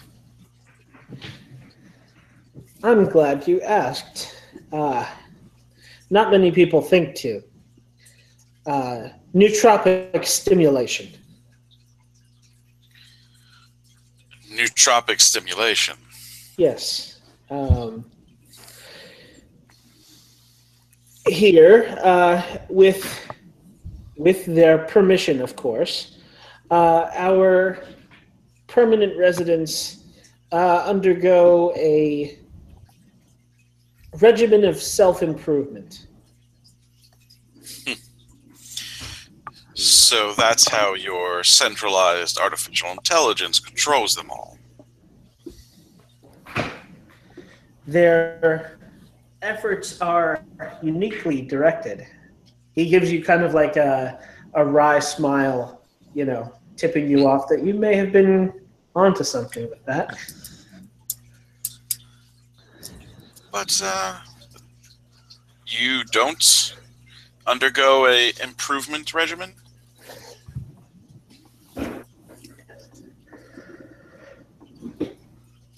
Well, to be honest, it is not without its deleterious effects. I would imagine a loss of personality and a good amount of humanity might be among those effects. Oh no, not as such. The drug we use, the stimulant, the neurostimulant, it has some, troubling side effects, and all of which the guests here fully understand before they elect to participate. They do it because they believe in the work. They do it because they believe they can make themselves and the world a better place. What sort of side effects? Yes, what exactly? I have medical training. I'd like to hear this. Well, the unfortunate aspect of using Neuroprol is the body reacts most unfavorably to stressful stimuli. So stress could kill them?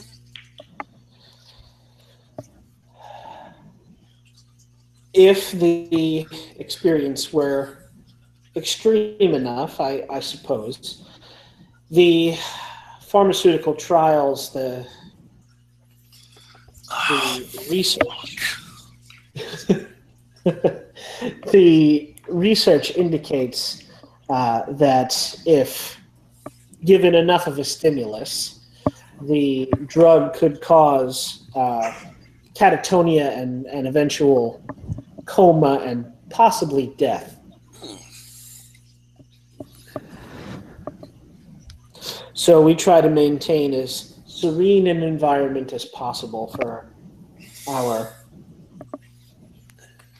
guests. And what if they decide they no longer want to take the drug?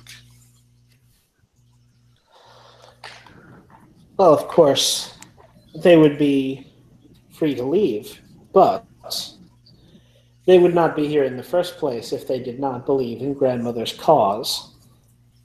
So there's no counteractive agent?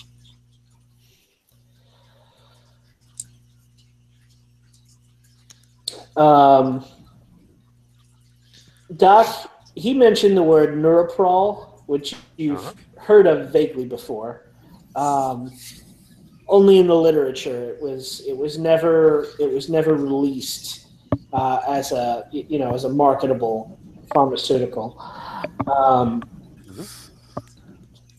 If you remember correctly, there is in fact kind of habit-forming quality to it, and coming off of it would not be a pleasant experience. Sure. So, out of character, we have to kidnap a guy who has willingly given himself over to the AI hive mind and is taking a drug that could cause him physical harm through stressful experiences. Yep. Ryan, fuck you. Actually, I wonder if I can, if I had access to some kind of lab, I could maybe whip something up to counteract it. The drug. Well, we do have 2 pieces of gear. You could try. Well, couldn't we just say that one of our pieces of gear is like an antidote? Because Doc got wind that they might be using neuroprowl on people. Sure. I will Yeah, definitely allow you to do that. I actually have one of my moves that'll do something related to this too. Okay. It's you can identify and examine new or complicated technology to related to your area of expertise and modify technology to which you are familiar. When you try to modify a piece of tech, tell the MC what you want to do and discuss what tags or game effect that modification will have. And the MC will tell you what requirements in terms of time, parts, local contacts, or more research. Okay. So maybe I can, I want to find something that'll counteract the drug. Yeah. And then If you want to save your gear. So here's what I'm thinking out of character. And there's no way to really relay this in character, but we're inside, so now it's just the 3 of us and the 3 of them. Yes. Phil might make a good hostage because he is crazy cult leader's grandson. So if we could take him out and then kill the 2 guards, we could maybe walk around. I think in character, you could probably just give me, the kill the guards look. The one you always give. Yeah. Well, because I do have a taser, so I'm thinking that look might be when I tase Phil. Okay. I mean, you could give me like a little heads up, like a, raise your eyebrows, time to murder people. But I don't know if it's time to murder people. If you're gonna tase Philip, I think it is. Well, I don't know. Like, do we want to meet with this woman first? I mean, probably not. I mean, this is all fascinating, but our job is to get the guy out. And seeing how much she already knows, I wouldn't be surprised if she knows that's what we're here to do. And if she wants us, well, either way, she knows we're not here because we wanted to take the tour. Yeah. Yeah. What do you think, Chad? So, probably the sooner the better. Yeah. Ryan, can I activate one of my drones? Sure. From the van, maybe it'll fly out the window. It's Woodstock, my tiny insect-sized drone. Of course. And I just want it to fly around the compound, like land on buildings, and it's got, I took the analysis software. Okay. And maybe it can watch, it can look for... May I make a suggestion? Security. Sure. It could fly around and maybe use like a facial recognition to see if it can find the guy. Yeah, because we do have a picture of Jeffrey Maldonado. Yeah. I would guess he's probably one of the ones in the lab. Well, no, those are scientists. It seemed like he's just a rich kid. Oh. All right, then maybe he is out in the field. He believes in the utopia. I mean, he might not be out in the field, but don't think you'd be down in the lab. Yeah, Like so maybe if his I can- background was like working for Habitat for Humanity and like a whole bunch of humanitarian stuff, which ideologically would fit in, but not practically. Like he's not going to be programming AIs. Yeah. Yeah. Okay. So yeah, just have it fly out the window and start looking around for Jeffrey Maldonado. Okay. In that case, why don't you make me the assess move? Okay. Let's see. Success is edge. I'm just gonna step away for a minute. I'll be right back. All right. Okay. You better roll better than every once in a while, right? No, is it better than a 4? It's better than a 4. It is a 6. Ah, okay. So We're on a roll tonight, guys. Yeah, you guys are really nailing all of this. All right, so you can hold one and ask me a question anyway, but I'm going to get to make a move in response. all right. Who do I notice despite an effort to conceal it? You do see. You do see. You get a glimpse of Jeffrey Maldonado. He gets. Your drone pings his face because of the analysis software. He is under very heavy guard. He has 8 of those paramilitary 8 of them. security officers with him. Oh, good. We're at about outside. There's kind of away from that pond with the charming little cabins. The accommodations become somewhat less charmingly pastoral. There are these like corrugated steel huts set up. And he is in what appears to be kind of a broken lounge chair, staring off into space with those AR glasses on. And they are, they don't have their weapons out. He's got like headphones on.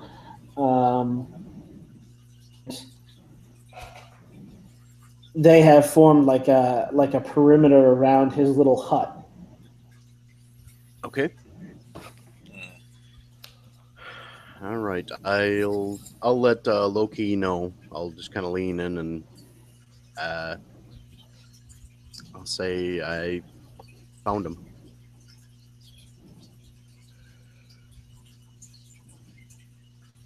I know where he is. Oh, well, good.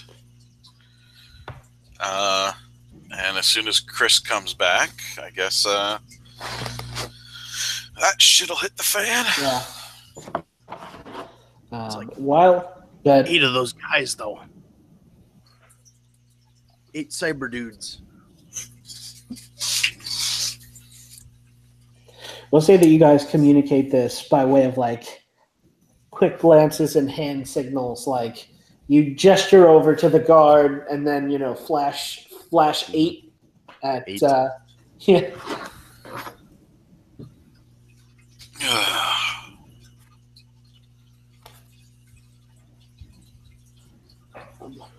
Luckily, While we have Chris one is- pogo.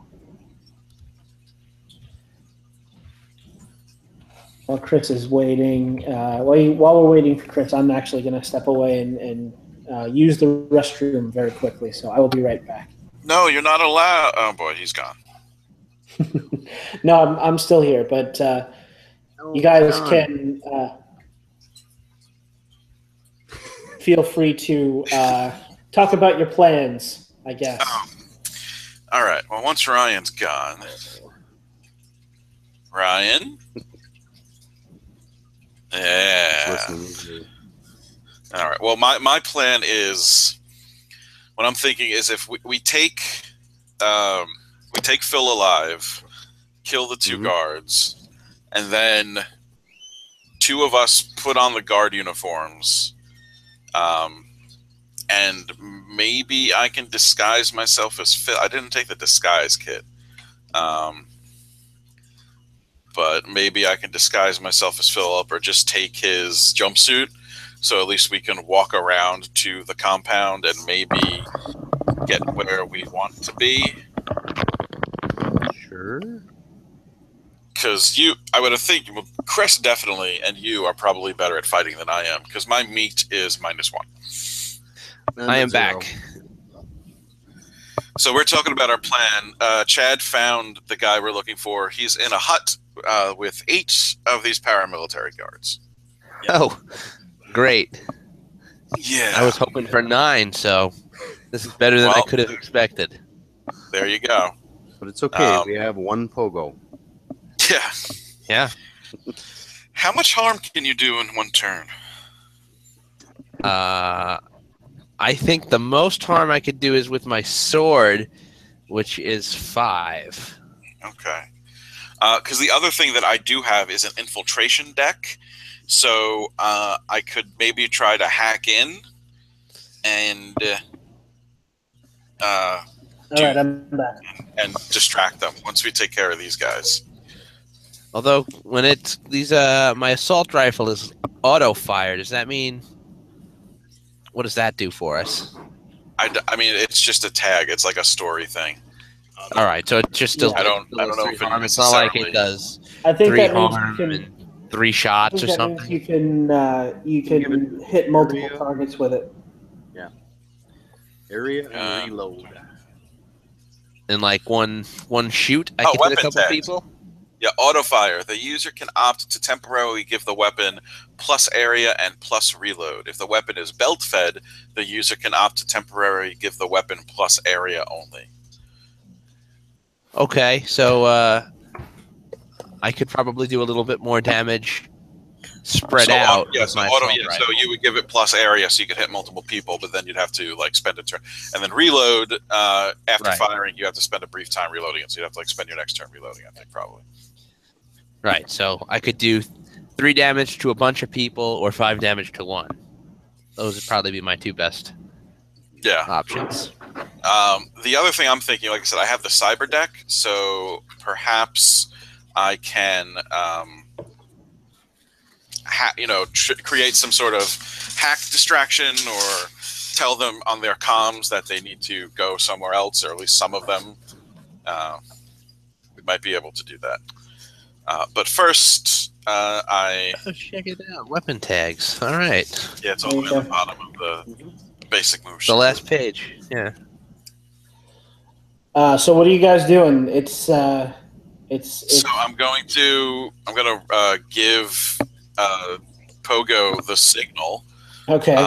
And The look. The look, and Yeah. then whip out my taser and tase Phil. Let's mix it up. Yeah, I know. Which is plus meat, right? Yeah, that's Yeah. not good. Yeah.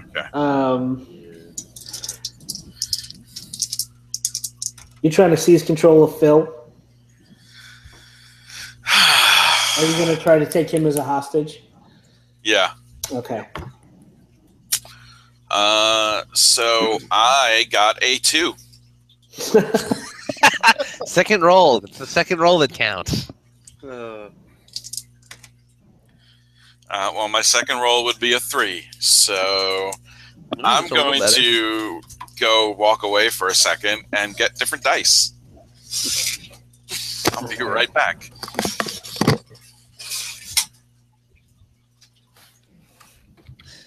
I'm looking at this mix it up move. On a 7 and 9, you choose 2. What happens on a 10? 10, 11, 12. So I do not mix it up very well. Doesn't say. On a 10 plus, you just do it, and the complication or 2 complications. Well, 2 complications is for a 7 to 9. Yeah. No. But on the 10 plus, you don't have to choose a complication. You just succeed. Oh, okay, gotcha.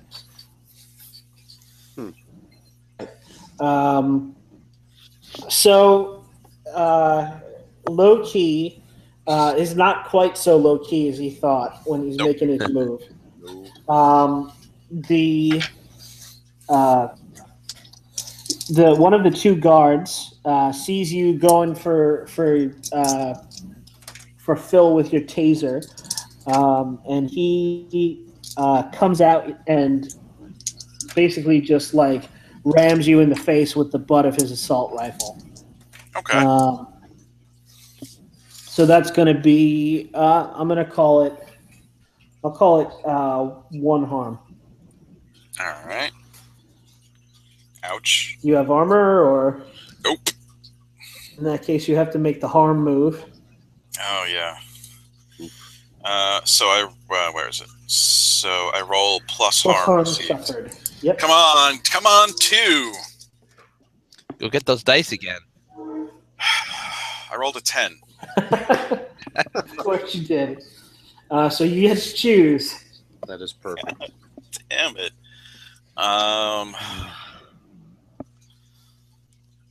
Lose a body part. Jesus. Lose a body part. I'll take went well extra for me. harm, I guess. Because I already took the full harm of the attack. So I get plus 1 harm. So they like break my nose. Yeah. All right. So yeah, your nose is broken. You stumble over to the floor. You drop your taser, and there's just blood pouring out of your face. The other guy looks like he's making a move to cover you, Pogo, and Doc. What are you guys doing? I want to fuck up that guy with my sword, the one that's coming after me. Okay. So go ahead and mix it up. Oh man, I rolled an 11, so 12, 13. Nice. Yeah, I fuck him up with my sword. All right. How much harm is that? 5. Yeah. Hold on, let me double check. I think so. Sword is 3 harm, and my cyber arm is plus 2 harm when using a melee weapon. So yeah, 5. Jesus. All right. So he's like bringing up his assault rifle to cover you two, and he starts to say, "Both of you freeze," but then you chop his hands off at the wrists and decapitate him. Yeah. And his lifeless body falls to the ground. Philip is looking terrified, and he starts to back out of the room. The other guy, on the other hand, is turning his attention toward Pogo. What's going on with you, Doc? Why would he do that? Is there any way I can hit a couple of them with a gas grenade without affecting us? Well, it is an enclosed space, so if you drop a gas grenade in here, unless you have a gas mask, No. you're probably going to experience whatever effects. I do not. I am going to. Yeah. Can I call? I have a drone, my medium-sized drone in the back of the van. He is autonomous, stealthy, armed, jamming, and loud when he's attacking, I suppose. Okay. Can I have him since he's autonomous? Can I be come to me? Yeah. And then it's make going to an be. attack? Yeah, Or it's going to be. It's going to be a few seconds before it can get there, though. Yeah, but that's then weird. I'll let you. You summon the autonomous drone. What is it? Ravager. Yep. Or is that a different one? Ravage. All right. So the van door is split open, and Ravager comes bounding out of the back toward the building. Yep. You're gonna pull out your pistol and shoot the other guard. I'm gonna try. All right. Is that also a mix it up, or is that? Yeah, that's something else for guns. No, it's all mix it up is just the general violence move. Right. Play hardball is when you're trying to threaten somebody. Yeah. Fast talk is when you're lying or. All right, I'm gonna shoot one of the guards. The other guard. Gracie, come here. I've got to roll good sometime. Nope. Do not. Not this time. Three. Wow. I think I've rolled like 5 bad and 1 good. So yeah, Alright. I pull out a gun and I shoot into the wall, apparently, or something. Well, you start to. I'm going to say that this guy is really, really quick with the butt of that rifle, and he swings it around and knocks the gun out of your hands. Like he brings it down on your wrist as you're raising the gun to shoot him. So the gun goes spinning across the floor out of your hands, and you take 1 harm. Okay. You have armor? Nope. No. Okay, so you make the harm move. All right, 1 harm. So +1. Yeah. Oh, there I rolled pretty good. That's a 9 + 1 is 10. The club. Man, this has not been a kind game for you guys. No.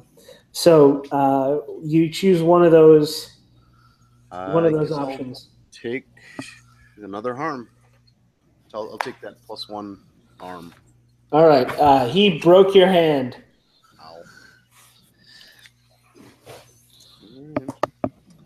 Fun times.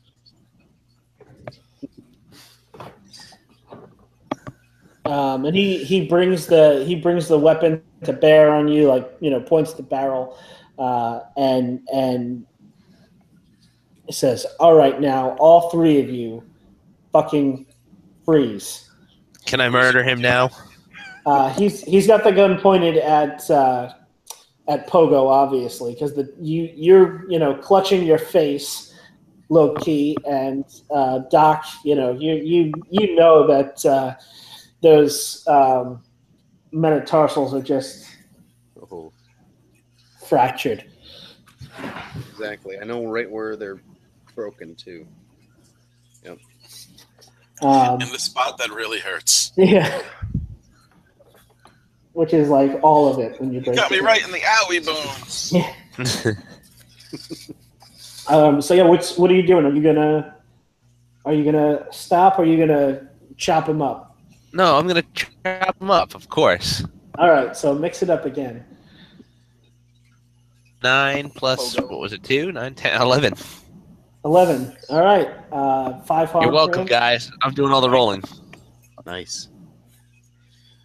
Chris So is sucking describe- the luck out of my dice.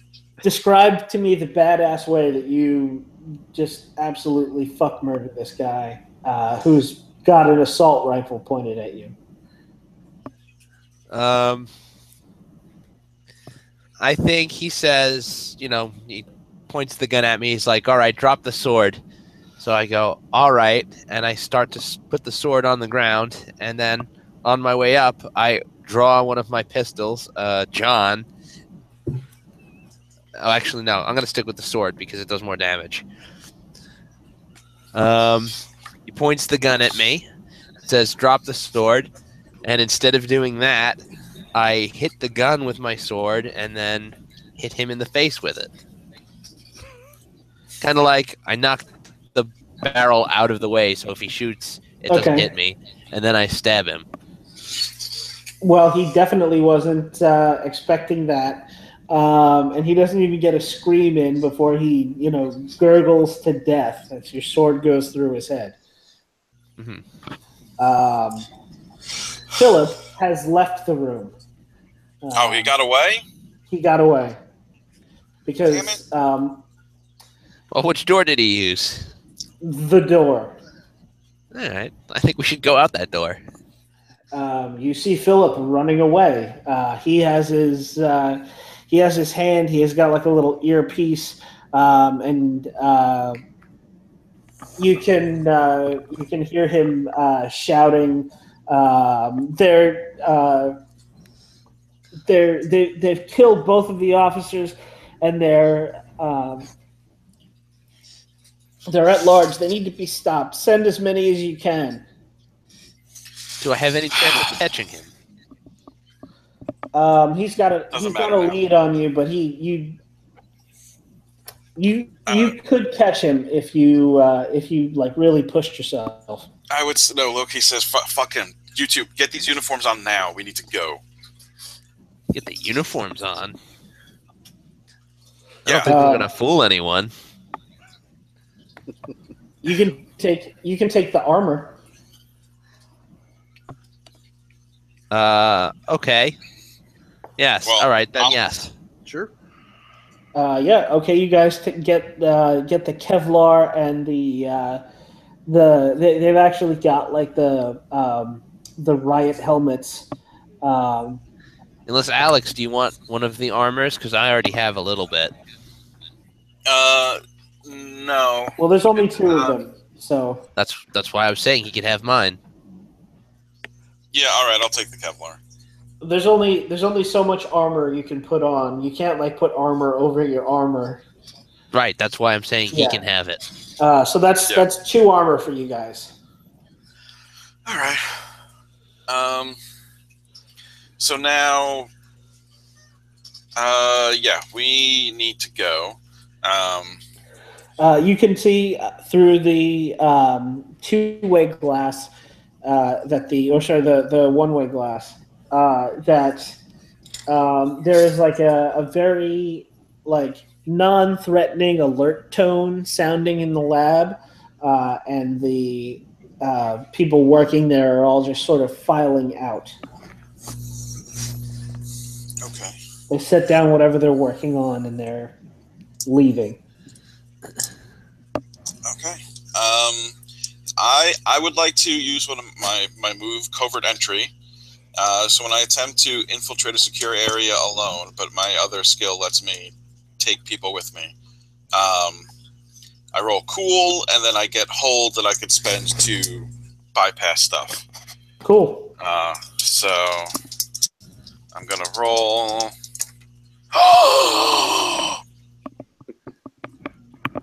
Was it not? I rolled a 12.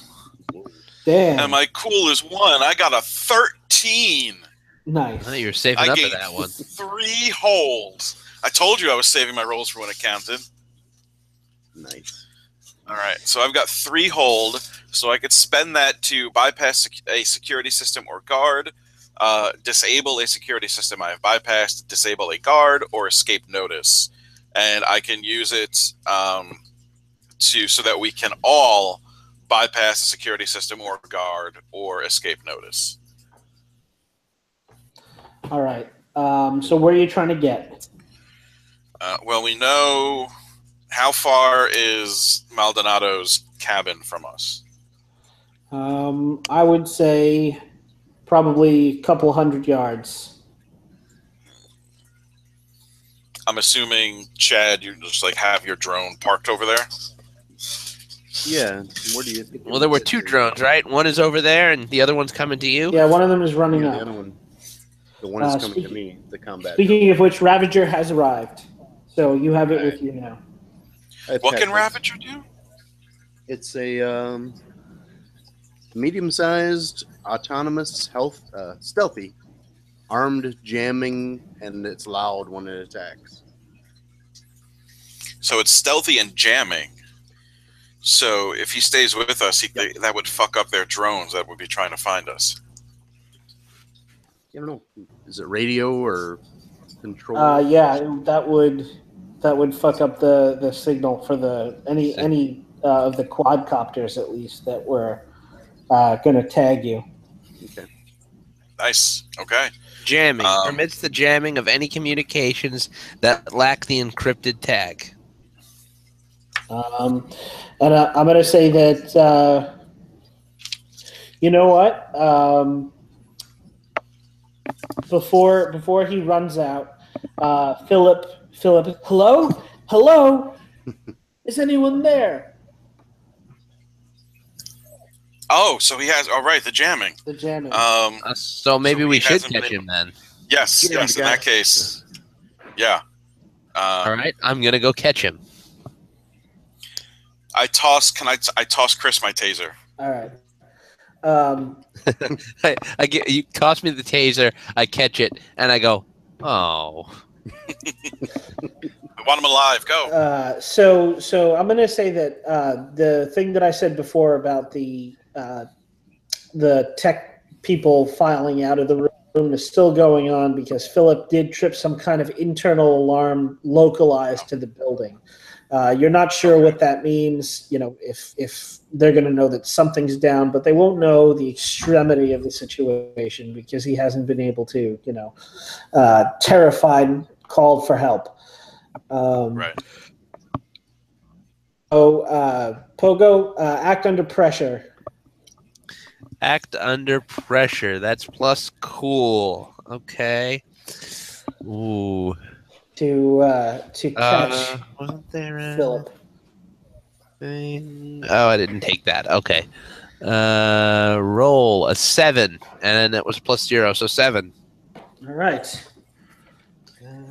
So I get to offer I you. stumble, hesitate, or flinch.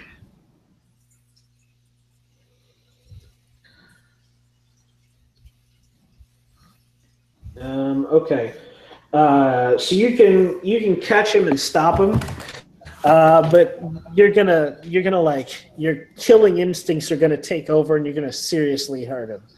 Like it's not really gonna be like a tackle. Like you're gonna have to physically disable him. Like I stab him through the back of the leg? Something like that. Or like I break his leg with a kick, or I knock him unconscious. Yeah, you're gonna have to seriously hurt him to stop him. Okay. So what do you do? I seriously hurt him. No, Yeah. I'm asking you how. Is he gonna be conscious and able to like scream, or are you just gonna like bring him down like a bag of laundry? I'm gonna bring him down. Let's say I tase him, and as he's falling, I also grab the back of his head and kind of tackle and slam his head into the ground. Okay, yeah. Necessarily hit him in the head after I tase him, and I also tackle. So he all like at once. he like convulses, and you grab onto him, and you can kind of feel like the electricity from your taser shoot through you a bit as you bring his head down on the stone floor, his skull cracks, and he is out cold, but still alive. I stopped him. Whew. It's a close one. So you guys have a hostage now if you want it. Yep. I will at least do some medical work on him just to make sure he's not going to die. Okay. Maybe patch him up a little bit if I can. Yeah, of course. There's a move for that, isn't there? My first aid. Yep. And I've got some trauma derms. Oh, he's going to need some of those. Yeah. All right. Roll something good for once. Maybe I'll switch dice. Yes, do that instead. Much better. 10. 10. Nice. Okay. Yeah, you stabilize him. Also my good stat.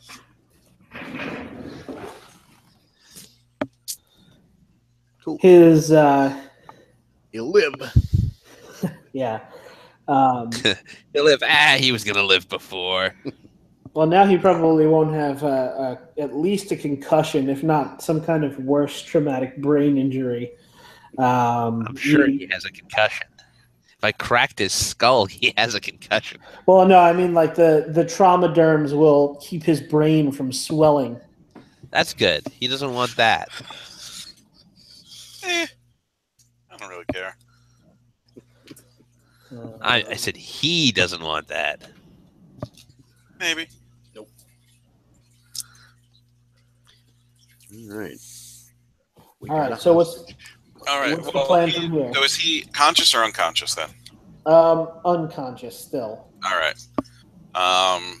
In that case, put on the armor and get going.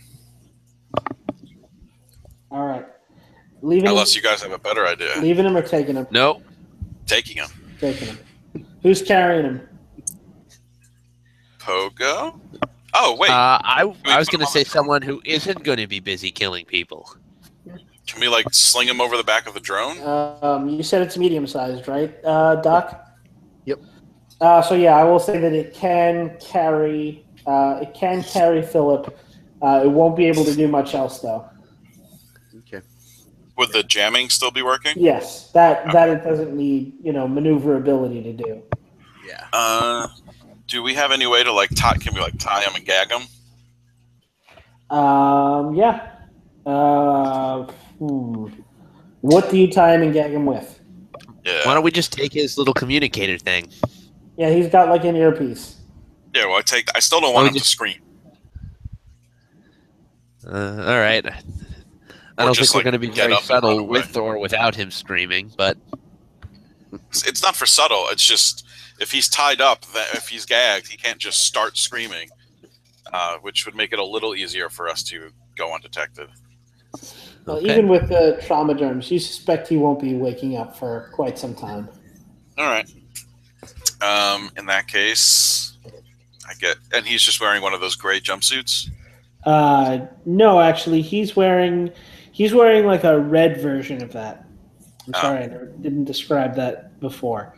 But yeah, his looks a little bit more formal. You know what? I've got a tie. I'm wearing a tie, so I'm just going to take my tie off. And tie him up with that? Yeah. Or gag him? I'll tie him up with it. So like I'm going to sling him over the drone and tie his hands and feet together underneath it. Okay. So he's like... Gotcha. Who's taking the earpiece? Either of you want it? Sure. Yeah. I'll put it in my ear so I can hear what they're saying. Hopefully. Yeah. Philip. My biomedical sensors have tripped. What seems to be the trouble? Please advise of your status. Take the earpiece back out. I think we should just break this. Can I impersonate him? You could give it a try. What would All that right, be? so I'll toss it over to Loki. I'll go with act under pressure. Act under pressure. So cool. All right.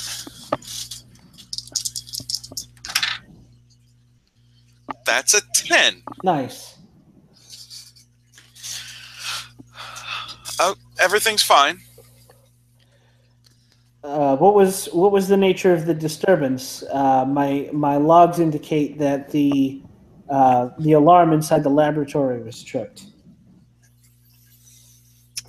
Oh,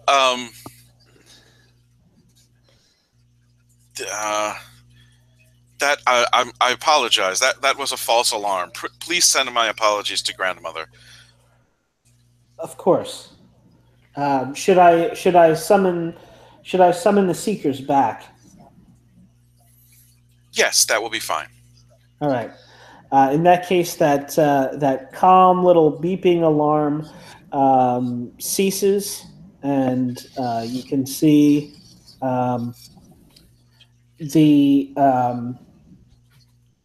you hear all of the doors of the building unlock. There you go. And you get the feeling that the Seekers are returning to their labors. Well, that's good. Okay. Is there do I have to press a button when I? Yes. Okay. You have to like push the earpiece in. Right. Okay. There's no microphone. It just works through the conduction. The conductive resonance in your skull. Right, but it's not like always listening. I have to No, press the you button. have to press it. Whew, okay, they're coming back. I don't think they're onto us just yet. They probably will be soon when, someone finds these bodies, and not Philip, but we should get going now. I agree. Which way to the target? Doc knows. I point that way. He points, I walk. Or All right. briskly, I don't know, go at an appropriate speed to not be conspicuous. So you guys walk outside, and you can see I more. put the body armor on under my jacket because I'm still wearing a suit. So I just, took my jacket off, put the armor on, and then put my jacket back on over. It's just like a vest, right? Yes. Yeah. You And exit. just so you don't say anything later, I reload my taser. Okay. Reload. Hey, Ryan. Yes. How long does it take to apply first aid? I will say. I am wounded and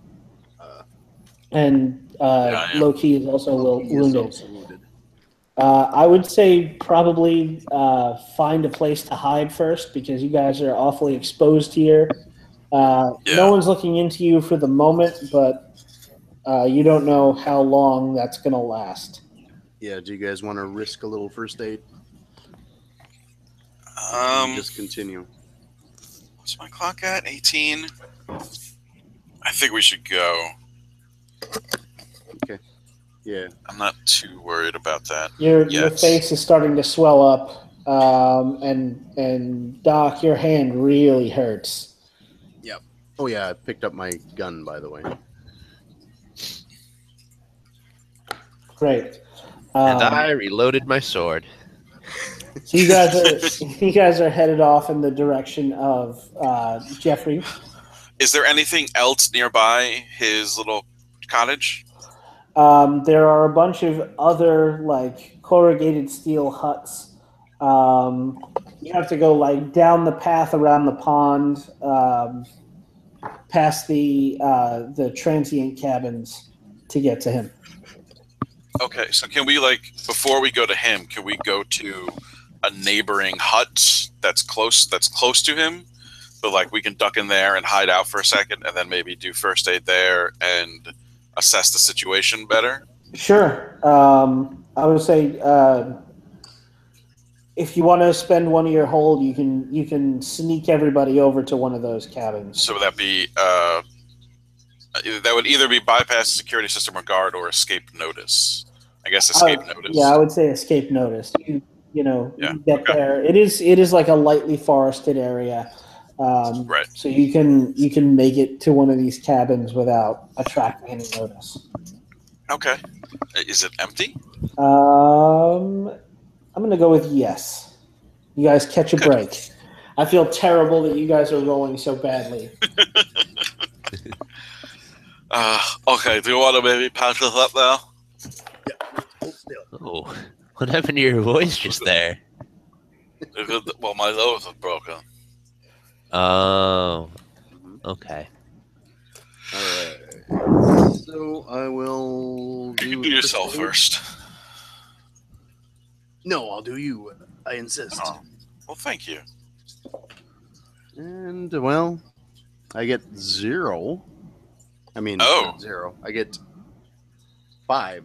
So I fail, but I still heal 1 on a miss. Okay. So we get 1 back. Oh, that's better than nothing. All right. Yep. And I'll work on I figure you just kind of walk over and grab my nose and snap it back on it. Ow! It's a little better. I think it's straight. And put some gauze up there. And on myself, I get a 13. I see. Okay. All right. So All right. I'm back to healthy.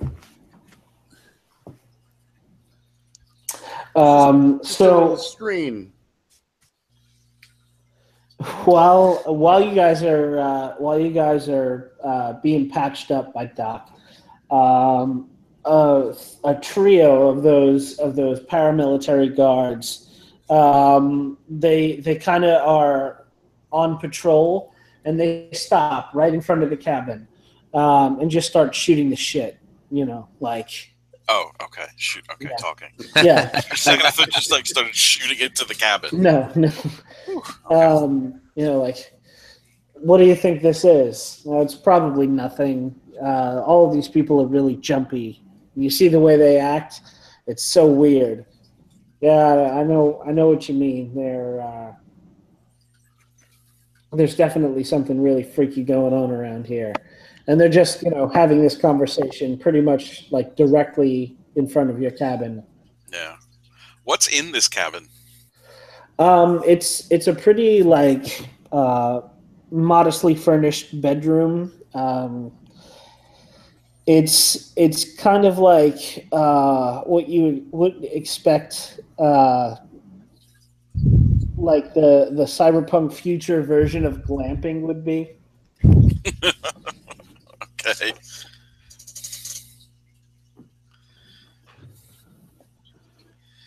So there's a bed and TV and a computer terminal, a cyberdeck terminal, I guess you'd call it a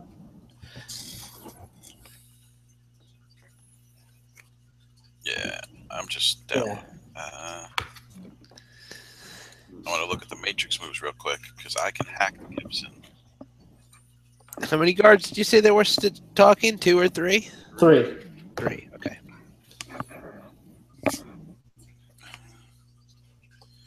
And they haven't noticed you. They, as you suspected, Pogo do not give a crap.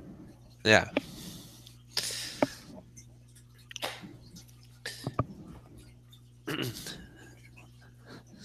Do you have those 2 silenced guns? Mine's silenced too. I'm just trying to see if I can get them away. Oh, there we go. Those are my stats. Program. I have programs. What programs do you have? My deck comes with identity protection, which gives me +2 stealth. Lockdown, when you successfully compromise security, hold +1, and manipulate, when you successfully manipulate systems, hold +1. Okay. I'm just trying to see. That's a lot of Matrix stuff. Do you think it's worth trying to hack, or should we just take them out? I don't know. I saw those Matrix moves before and said that looks like more effort than I'm willing to put in, and so I stuck with something easier. Yeah, I didn't read that far into it yet. Yeah. I was like, oh, a whole separate set of moves if you want to use a hacker? All right. I'll pick something different. Yeah, there's basically... it is very narrative, though, so... No, I know. It's up to you. I'm just seeing if I can even building security, R&D control systems, login gates, databases.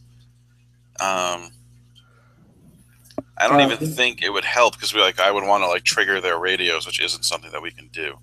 Well, you don't know. That might be part of the security system.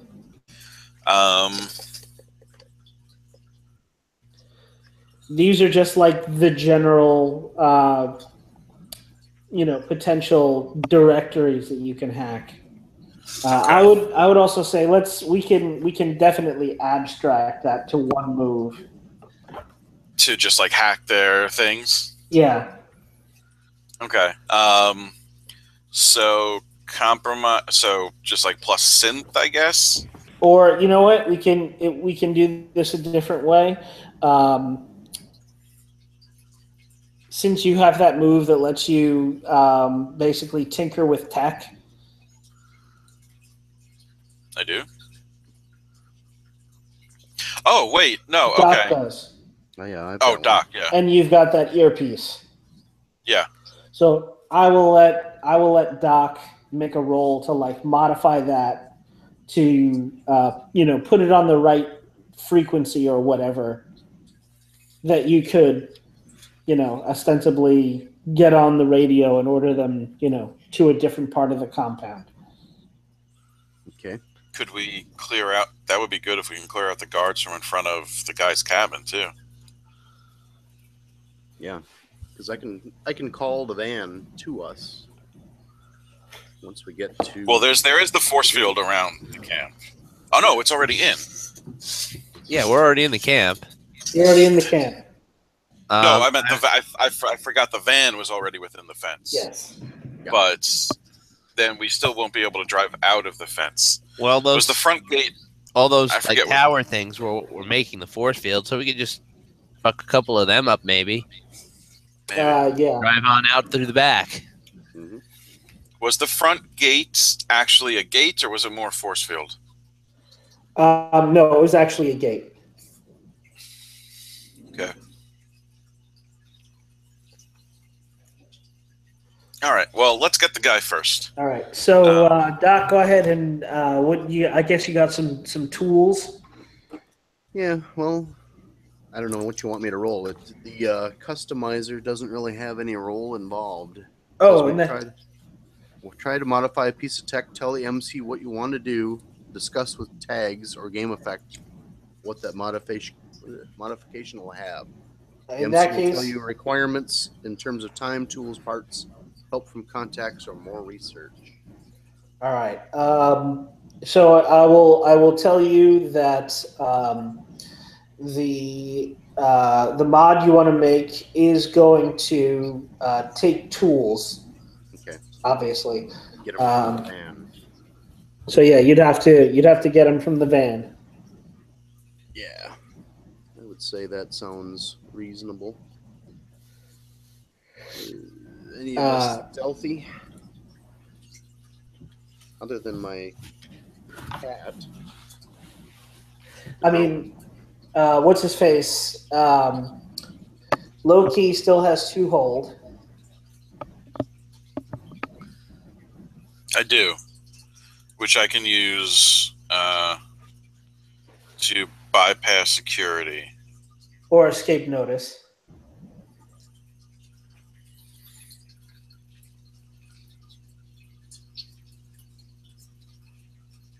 I mean, it's a game resource. So, like, if you want to just say, "I sneak everybody out the back and spend a hold," then you can do that. Yeah, I was hoping we can get rid of the guards around the guy. I mean, there's 8 guards around the guy's cabin. That's going to be a problem.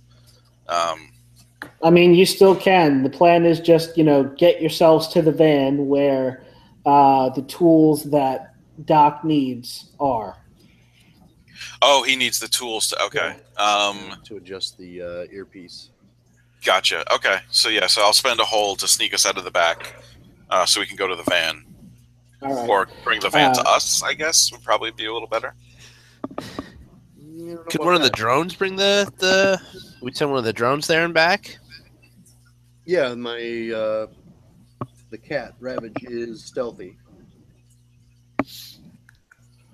All right. So you can give it an order to, go back to the van, or what are you doing with Philip? Is he staying in the cabin, or? Yeah, I'll keep him in the cabin. Do we want to take him with us?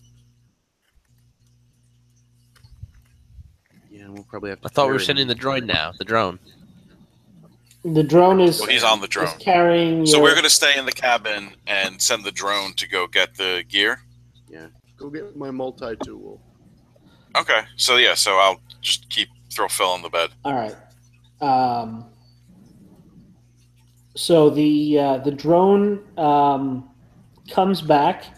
It like poises itself outside of the cabin and deposits the tool kit that you need on the window. No. On the windowsill. Thanks, Kitty. You've got it programmed to do like an adorable little jump when you give it a compliment, and it does. Oh, isn't it cute? So about Something. about maybe 15 minutes later, Doc makes the necessary modifications, and you're just about ready to, try to impersonate one of these security guards when Philip starts to wake up. He starts to stir.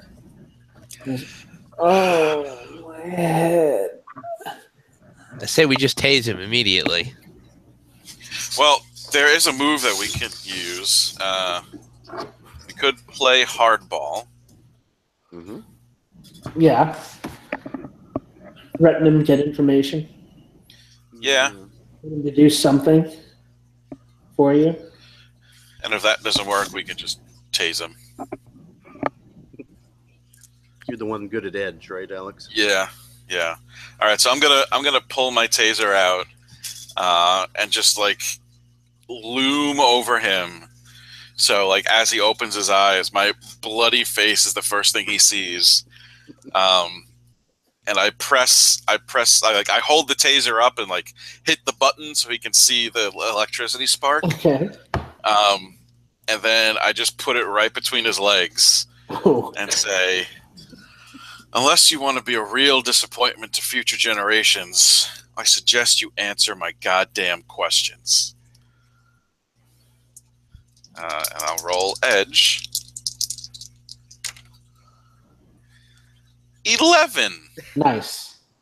Yeah. Oh, okay. So on a 10 plus, NPCs do what I want.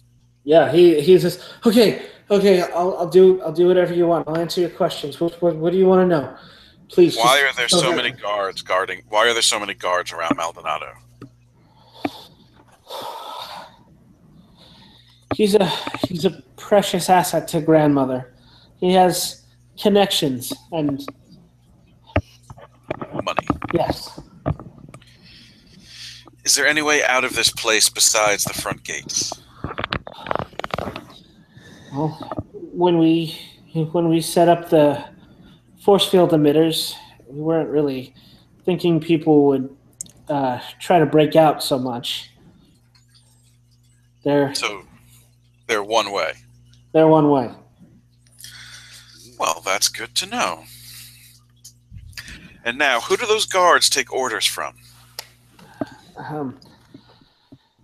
That would be Elise. And if you tried to give them orders, would they listen? They would verify whatever I told them with Elise first.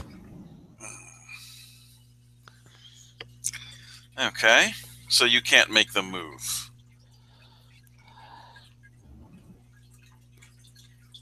I mean, no, I can't.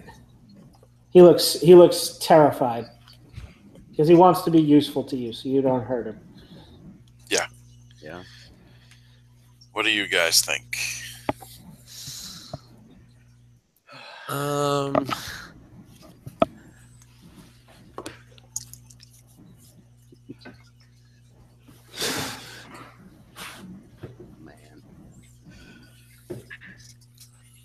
I wonder if, they're not going to double check orders if it's like an emergency thing, right? If he's like, holy shit, come over here, there's something, blah, blah, blah, and then he just runs. Some of them might follow him. Maybe. But if not, then how many were in there? 8.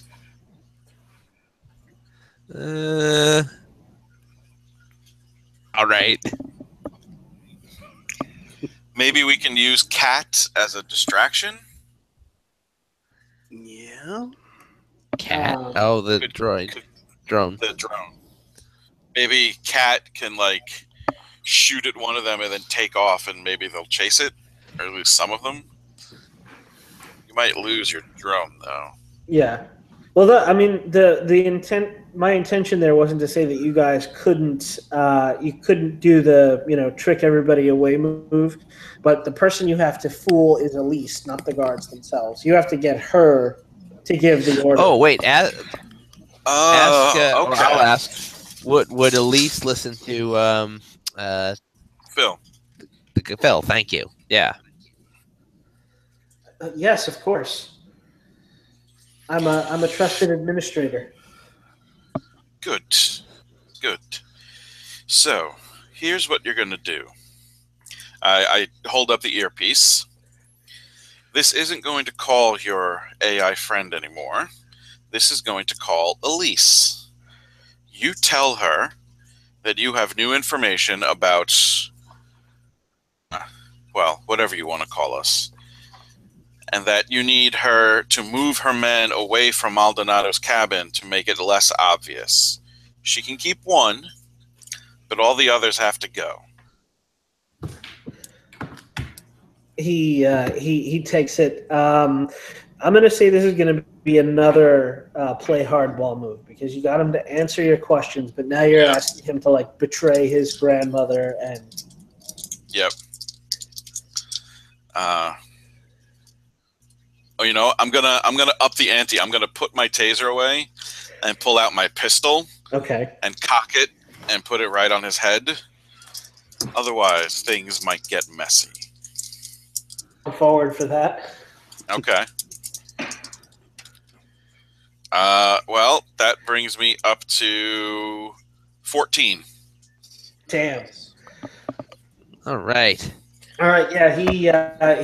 His hand is trembling when he takes that earpiece. And he puts it back into his ear, and holds it, and he says, "Elise, we need as many men as possible over at grandmother's cottage. I fear for her safety. Is not their target. They mean to kidnap grandmother."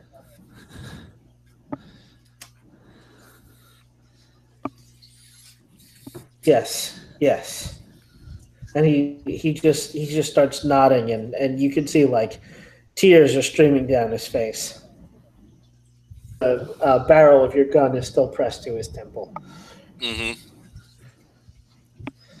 He releases the earpiece and says, "It's done." And you can see the three guards. They get a call, and they are moving over deeper into the compound. And you see, I hold out my hand for the earpiece. He takes it out and hands it to you. Good boy. Pogo? Yes. Which, I don't know. What do you guys think? Should we kill him, knock him out, or just let him go? No, we can't just let him go. I think we should probably knock him out in some way, yeah. Yeah, knock him out. Would the taser knock him out, or is that just going to stun him? I think that would stun him. You know what? I'll give you a good cinematic knockout. Pogo, I think our friend here needs to go back to sleep. All right, and as soon as he says that, I will hit him in the face with the butt of my sword. All right. Philip goes good night. All right. So that got rid of the guards in front of us and in front of Maldonado's cabin. Yeah, you see 5 of them go by. All right. Well, 3 is better than 8. Yep. It's an even fight. 1 for each of us, or 3 for me, and you guys can get your noses broken again. Well, I'm not going to be right up with them again. I'm just going to use my pistol. Doc, your drone. Where are those guys positioned now? Can I keep an eye on them with the surveillance drone, the tiny one? Yeah, of course. Like I said, he's kind of not really paying too much attention to what's going on. He's staring off at some kind of AR display and listening to something in his headphones. The 3 guys that are left are just kind of they're kind of like on low alert because the voice that gives them orders just told 5 of their companions to relocate, so they're not in the hot zone. They don't have to be on high alert. Right.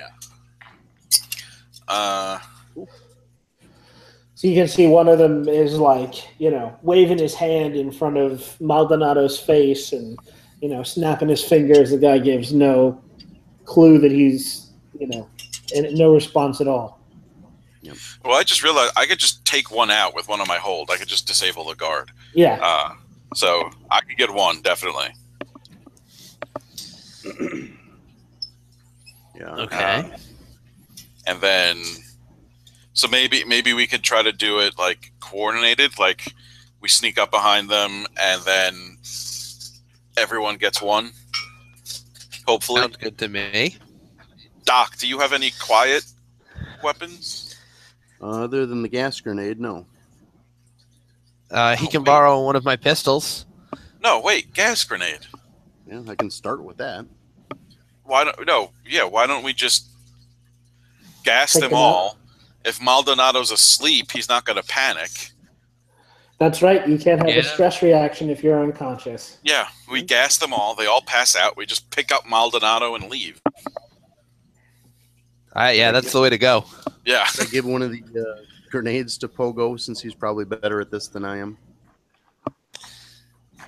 Yeah, sure. It's the meat roll? Yeah, it would be mix it up. Yeah, all right. So I'm probably best at that. All right. I'll toss a grenade. All right. You want to seize 6 and 2, so 8. You want to seize control of Maldonado. So go ahead. You achieve your objective, but choose 2 from the list.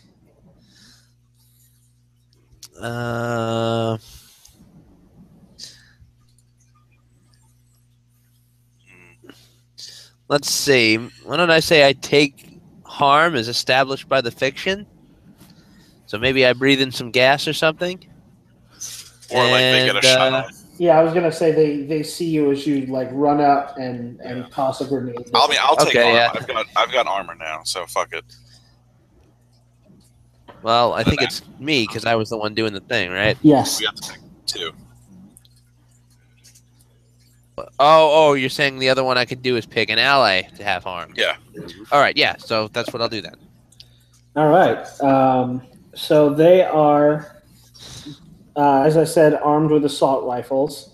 So I'm going to say that they see you run up, and before the gas can really screw up their senses and knock them out, they open fire on you guys.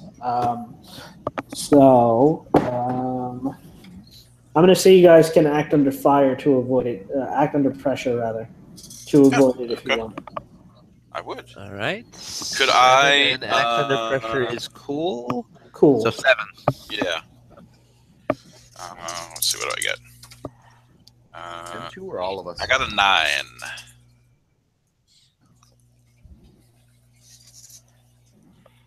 All right. Let's see. Doc, are you acting under pressure to get out of the way as well? Yeah, I was wondering if I need to roll it. Well, I think it would just be me and Chris. Okay, so Doc. Because because Chris chose he takes harm and an ally takes harm. Okay, so it's you. I'm kind of hanging back a little bit. I'm getting ready to start. You're calling in the van because it's gonna take a minute to get here. Yeah. Plus it's loud. Yeah. No, your interface. In fact, probably call it now. Your interface, Doc. Does that have a move associated with it? I forget. Or do you just like? No, it just adds a remote control module. I've got encrypted and multitasking for tags. There's really no move. Yeah. All right. So I'm just gonna say act under pressure to make sure it gets here on time because you guys are really gonna have to. Yeah, good idea. All right. That's cool. So I will say with you guys' 9 on the act under pressure roll, you can tell that these guys are just kind of blind firing. They didn't notice you throw the grenade, but obviously someone threw a grenade. So you're not catching direct fire. You're just gonna get. I'll go with 2 harm each. And how does armor work? That makes it 1 if I've got 1 armor. If you've got 1 armor, it makes it 1. I've which got way 2 does armor. it fill so in? It makes starts at 0 or it starts at 1500. Starts at 15. It starts at 15. Okay. So hang on to your roll for a second, Doc. You guys still have to make the harm move, even if you suffer 0 harm. All right. So I'm rolling +0. And that one was a 6. Oh, good. I rolled a 10 again. Nice. All right. When you suffer harm or 0 harm,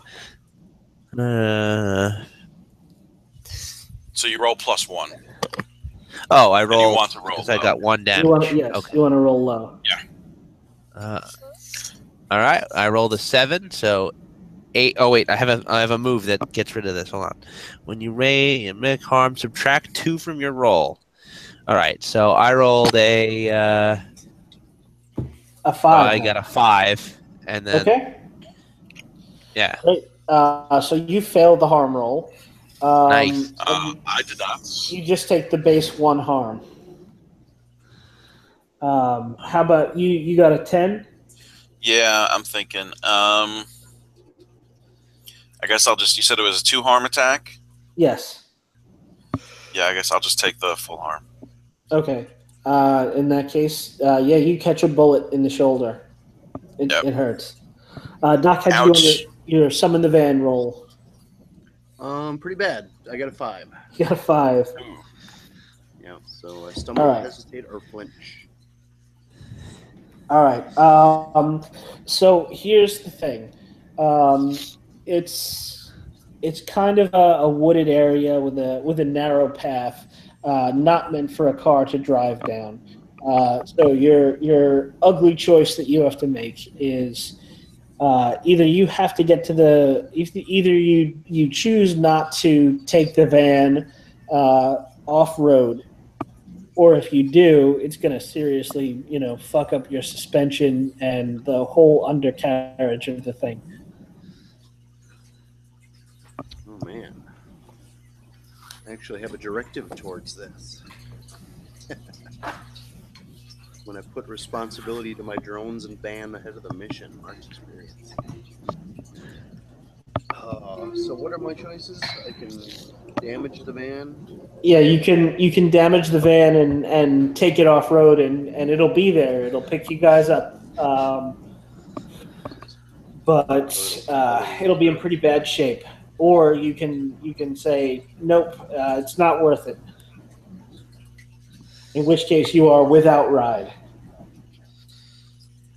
I think we need the ride.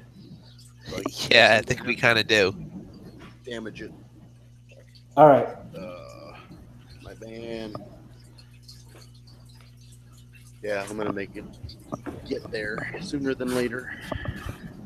All right. So through the neural interface, Doc, you feel like every bump and jostle and prod My baby. thing, like launches itself off of over logs, and it is doing some things that a van should not do, and getting pretty torn up to get to you, but it'll be there. All right. And the gas grenade that incapacitates all 3 guards and also Maldonado. Yay! Nice.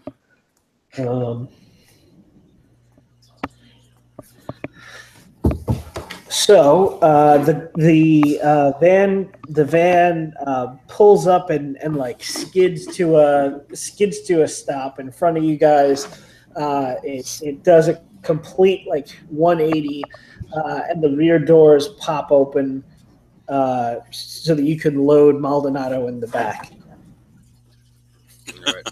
Nice. But like Doc, it is not a pretty sight. Like the front bumper is hanging off, and you can see something is dragging, and No.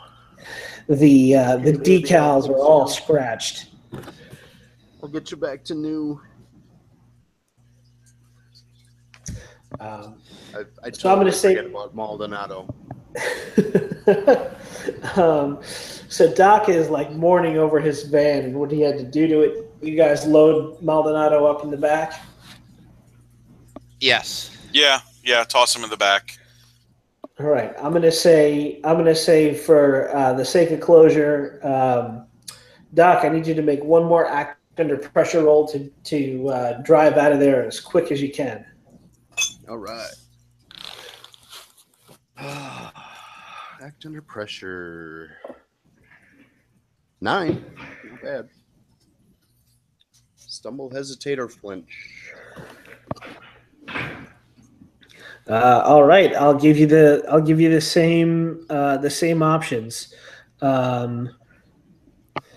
You can get out of here real quick, but it's going to mean driving through more of that densely wooded area. Yep. And I suppose I have to can I get out the front gate, or do I have to bust through the fence? Well, You just drive through the force field, right? Yeah, the quickest way Getting in.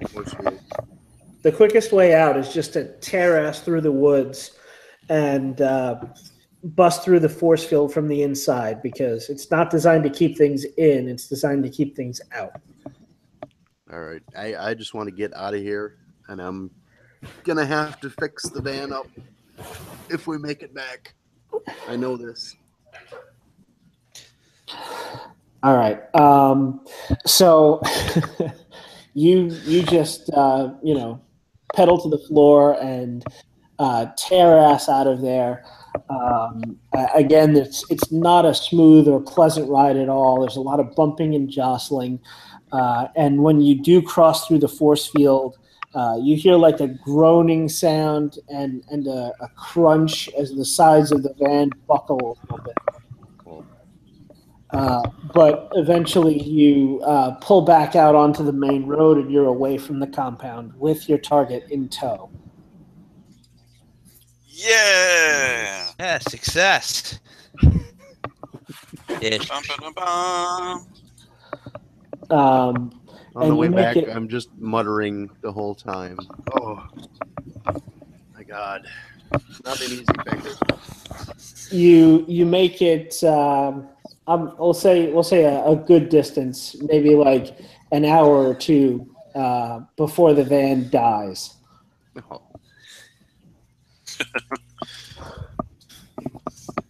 That's unfortunate. Let's call for a tow from someone to see what I can get for some kind of tow truck. Get it out here and get it out here fast. Yeah, you call Cyberpunk AAA, and they're on their way. So while you guys wait, who's gonna? They gave you an email address to contact once you had Maldonado. So that's just the get paid Yep, move. that's getting paid. Well, I mean, I've been rolling questionably. It's up to you guys. Who wants to roll it? So we have 2 left on our legwork clock? Yeah, 2 segments left on the legwork clock. And what are you Alright, rolling so- for that? Just +2. Just +2? Yeah, plus whatever. We roll plus whatever's left on our legwork clock. All right, I'll roll +2. Let's see. I've been doing all right. Chris has been doing pretty well. 9, 10, 11. Nice. Nice. Yeah, nice. All right, So so that then you means we get choose. 3 from the list. It's not a setup or ambush. Sounds good. That does sound pretty good. Yeah. You're paid in full. Sounds pretty good. Oh, getting paid. There it is. Yeah.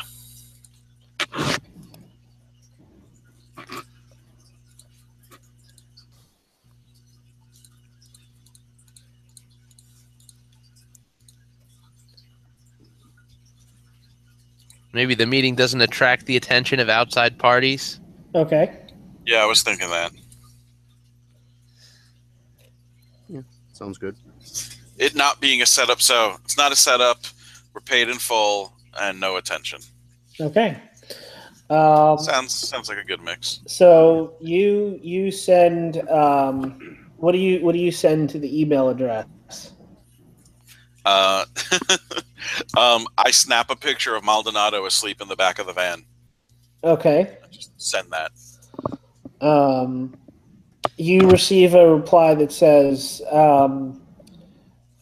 someone will be there within the hour. Thank you.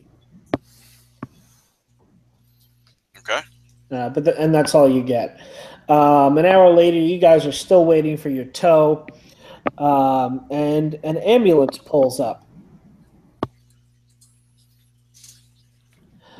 The doors in the back open.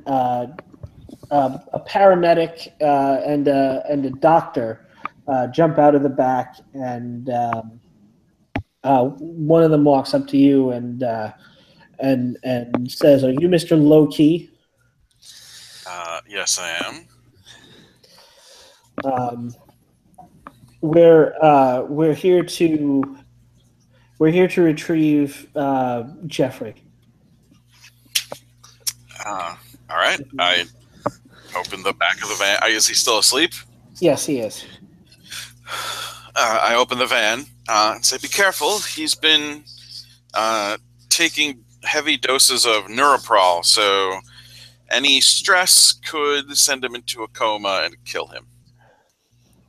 We'll try to keep him as calm as we can. It's a good thing you sedated him. Yeah, you might just want to keep that going until you can get him some antidote. The paramedic is already on that. He gives him an injection of barbiturate to keep him asleep. The doctor says if you check your account balances, I believe you gentlemen will find you have been paid in full. Thank you for your help. It was a pleasure. And good luck with the van. He kind of gives you again like kind of a dubious look because the van has really seen better days. Yeah, I'm not even paying attention. I'm working on the van. It runs better than it looks. I'm already trying to fix it, but it's not fixable right now. Well, I think you know what the better part of your share from this job is going toward. Probably. So we get 2 times what we invested? Yep, you get 2 times what you invested. All right, so that gets me 4, so I'm right back to where we started at 5. I broke even. And if you, just in case we ever play this again, you guys can all mark XP 5 times. Ooh, 5 times. Nice. I forgot to tell you during the game when you were hitting the mission directives, but yeah, you hit them all. Cool. It was mark XP when you accept the mission, when you infiltrate the compound, when you've located Jeffrey Maldonado, if no physical harm comes to him during the extraction, and when you get paid. Nice. Awesome. Oh, I like this little miniature program. Yeah. For how to advance. Yeah. All right, and I'm guessing we'll fade out on our heroes as they sit by the side of the road somewhere in the Hudson Valley, waiting for a tow truck to show up. Nice. So what are you calling this one? This one was the Cloister. The Cloister. Okay. Cloister. So thoughts, comments, suggestions, criticisms, threats. Threats. Oh man, that's a new one. Threats? We can threaten? You can always threaten. That's always an option. Man. Well, I had fun. Chad? It was fun. I only understand a little bit of the system, but I think I knew a little bit of what was going on. Enough to, Yeah, I mean it's a powered by the apocalypse game. Yeah. It's pretty easy to pick up. Yeah. I do love the system. What? I do love the system, the Yeah. apocalypse system. Otherwise, yeah, pretty fun. Yeah, every couple of months, I keep thinking to myself, the apocalypse world bubble has got to burst at some point, and then some new game comes out that I really want to play, and I'm like, Yeah. nope, still going strong. I mean, if it ain't broke, don't fix it. Yeah, definitely. All right. Well, Chad, I hope you had fun. Thank you for joining us. I did. Yes. Thank you guys for running, for Ryan for running, and you guys for playing. And I guess we'll be back next month for something. Something, definitely. Maybe more Sprawl, maybe something else. For a thing. Yeah, for a thing. Thanks. All right. And if any of you are interested in getting in on this action next month, you can donate to our Patreon. Probably should have said this at the beginning. Patreon.com/Rag-NERD-Rok. That's our Patreon. And if you back at $15, you can participate in games like this with us. But maybe we're going to change that a bit. We'll see.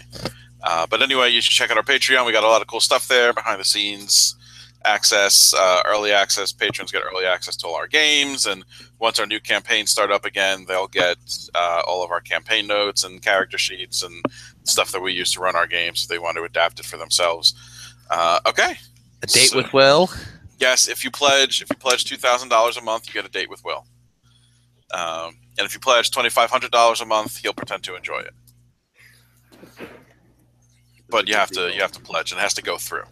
It's really worth that best extra. one. It's really worth that extra $500 because Will not pretending to enjoy it would just be miserable. Not that Will pretending to enjoy it would be much better, but it would be a little bit funnier. Really marginally better. For $3,000 a month, Will actually enjoy it. I think least. save As much as he can. probably save the $500 and just treat Will extra nice, and you might get him to enjoy the date anyway. That's true. It all depends on how much you wine him and dine him. You spend that $500 on the date. Thank you for our one viewer who was with us for that whole thing. I see we have another one now. Thank you, guys. This is being recorded, and it will be posted, so if you didn't catch it live, you will still get to listen. Okay, I'm going to hit the stop broadcast button. Anyone have any last thoughts? Synth.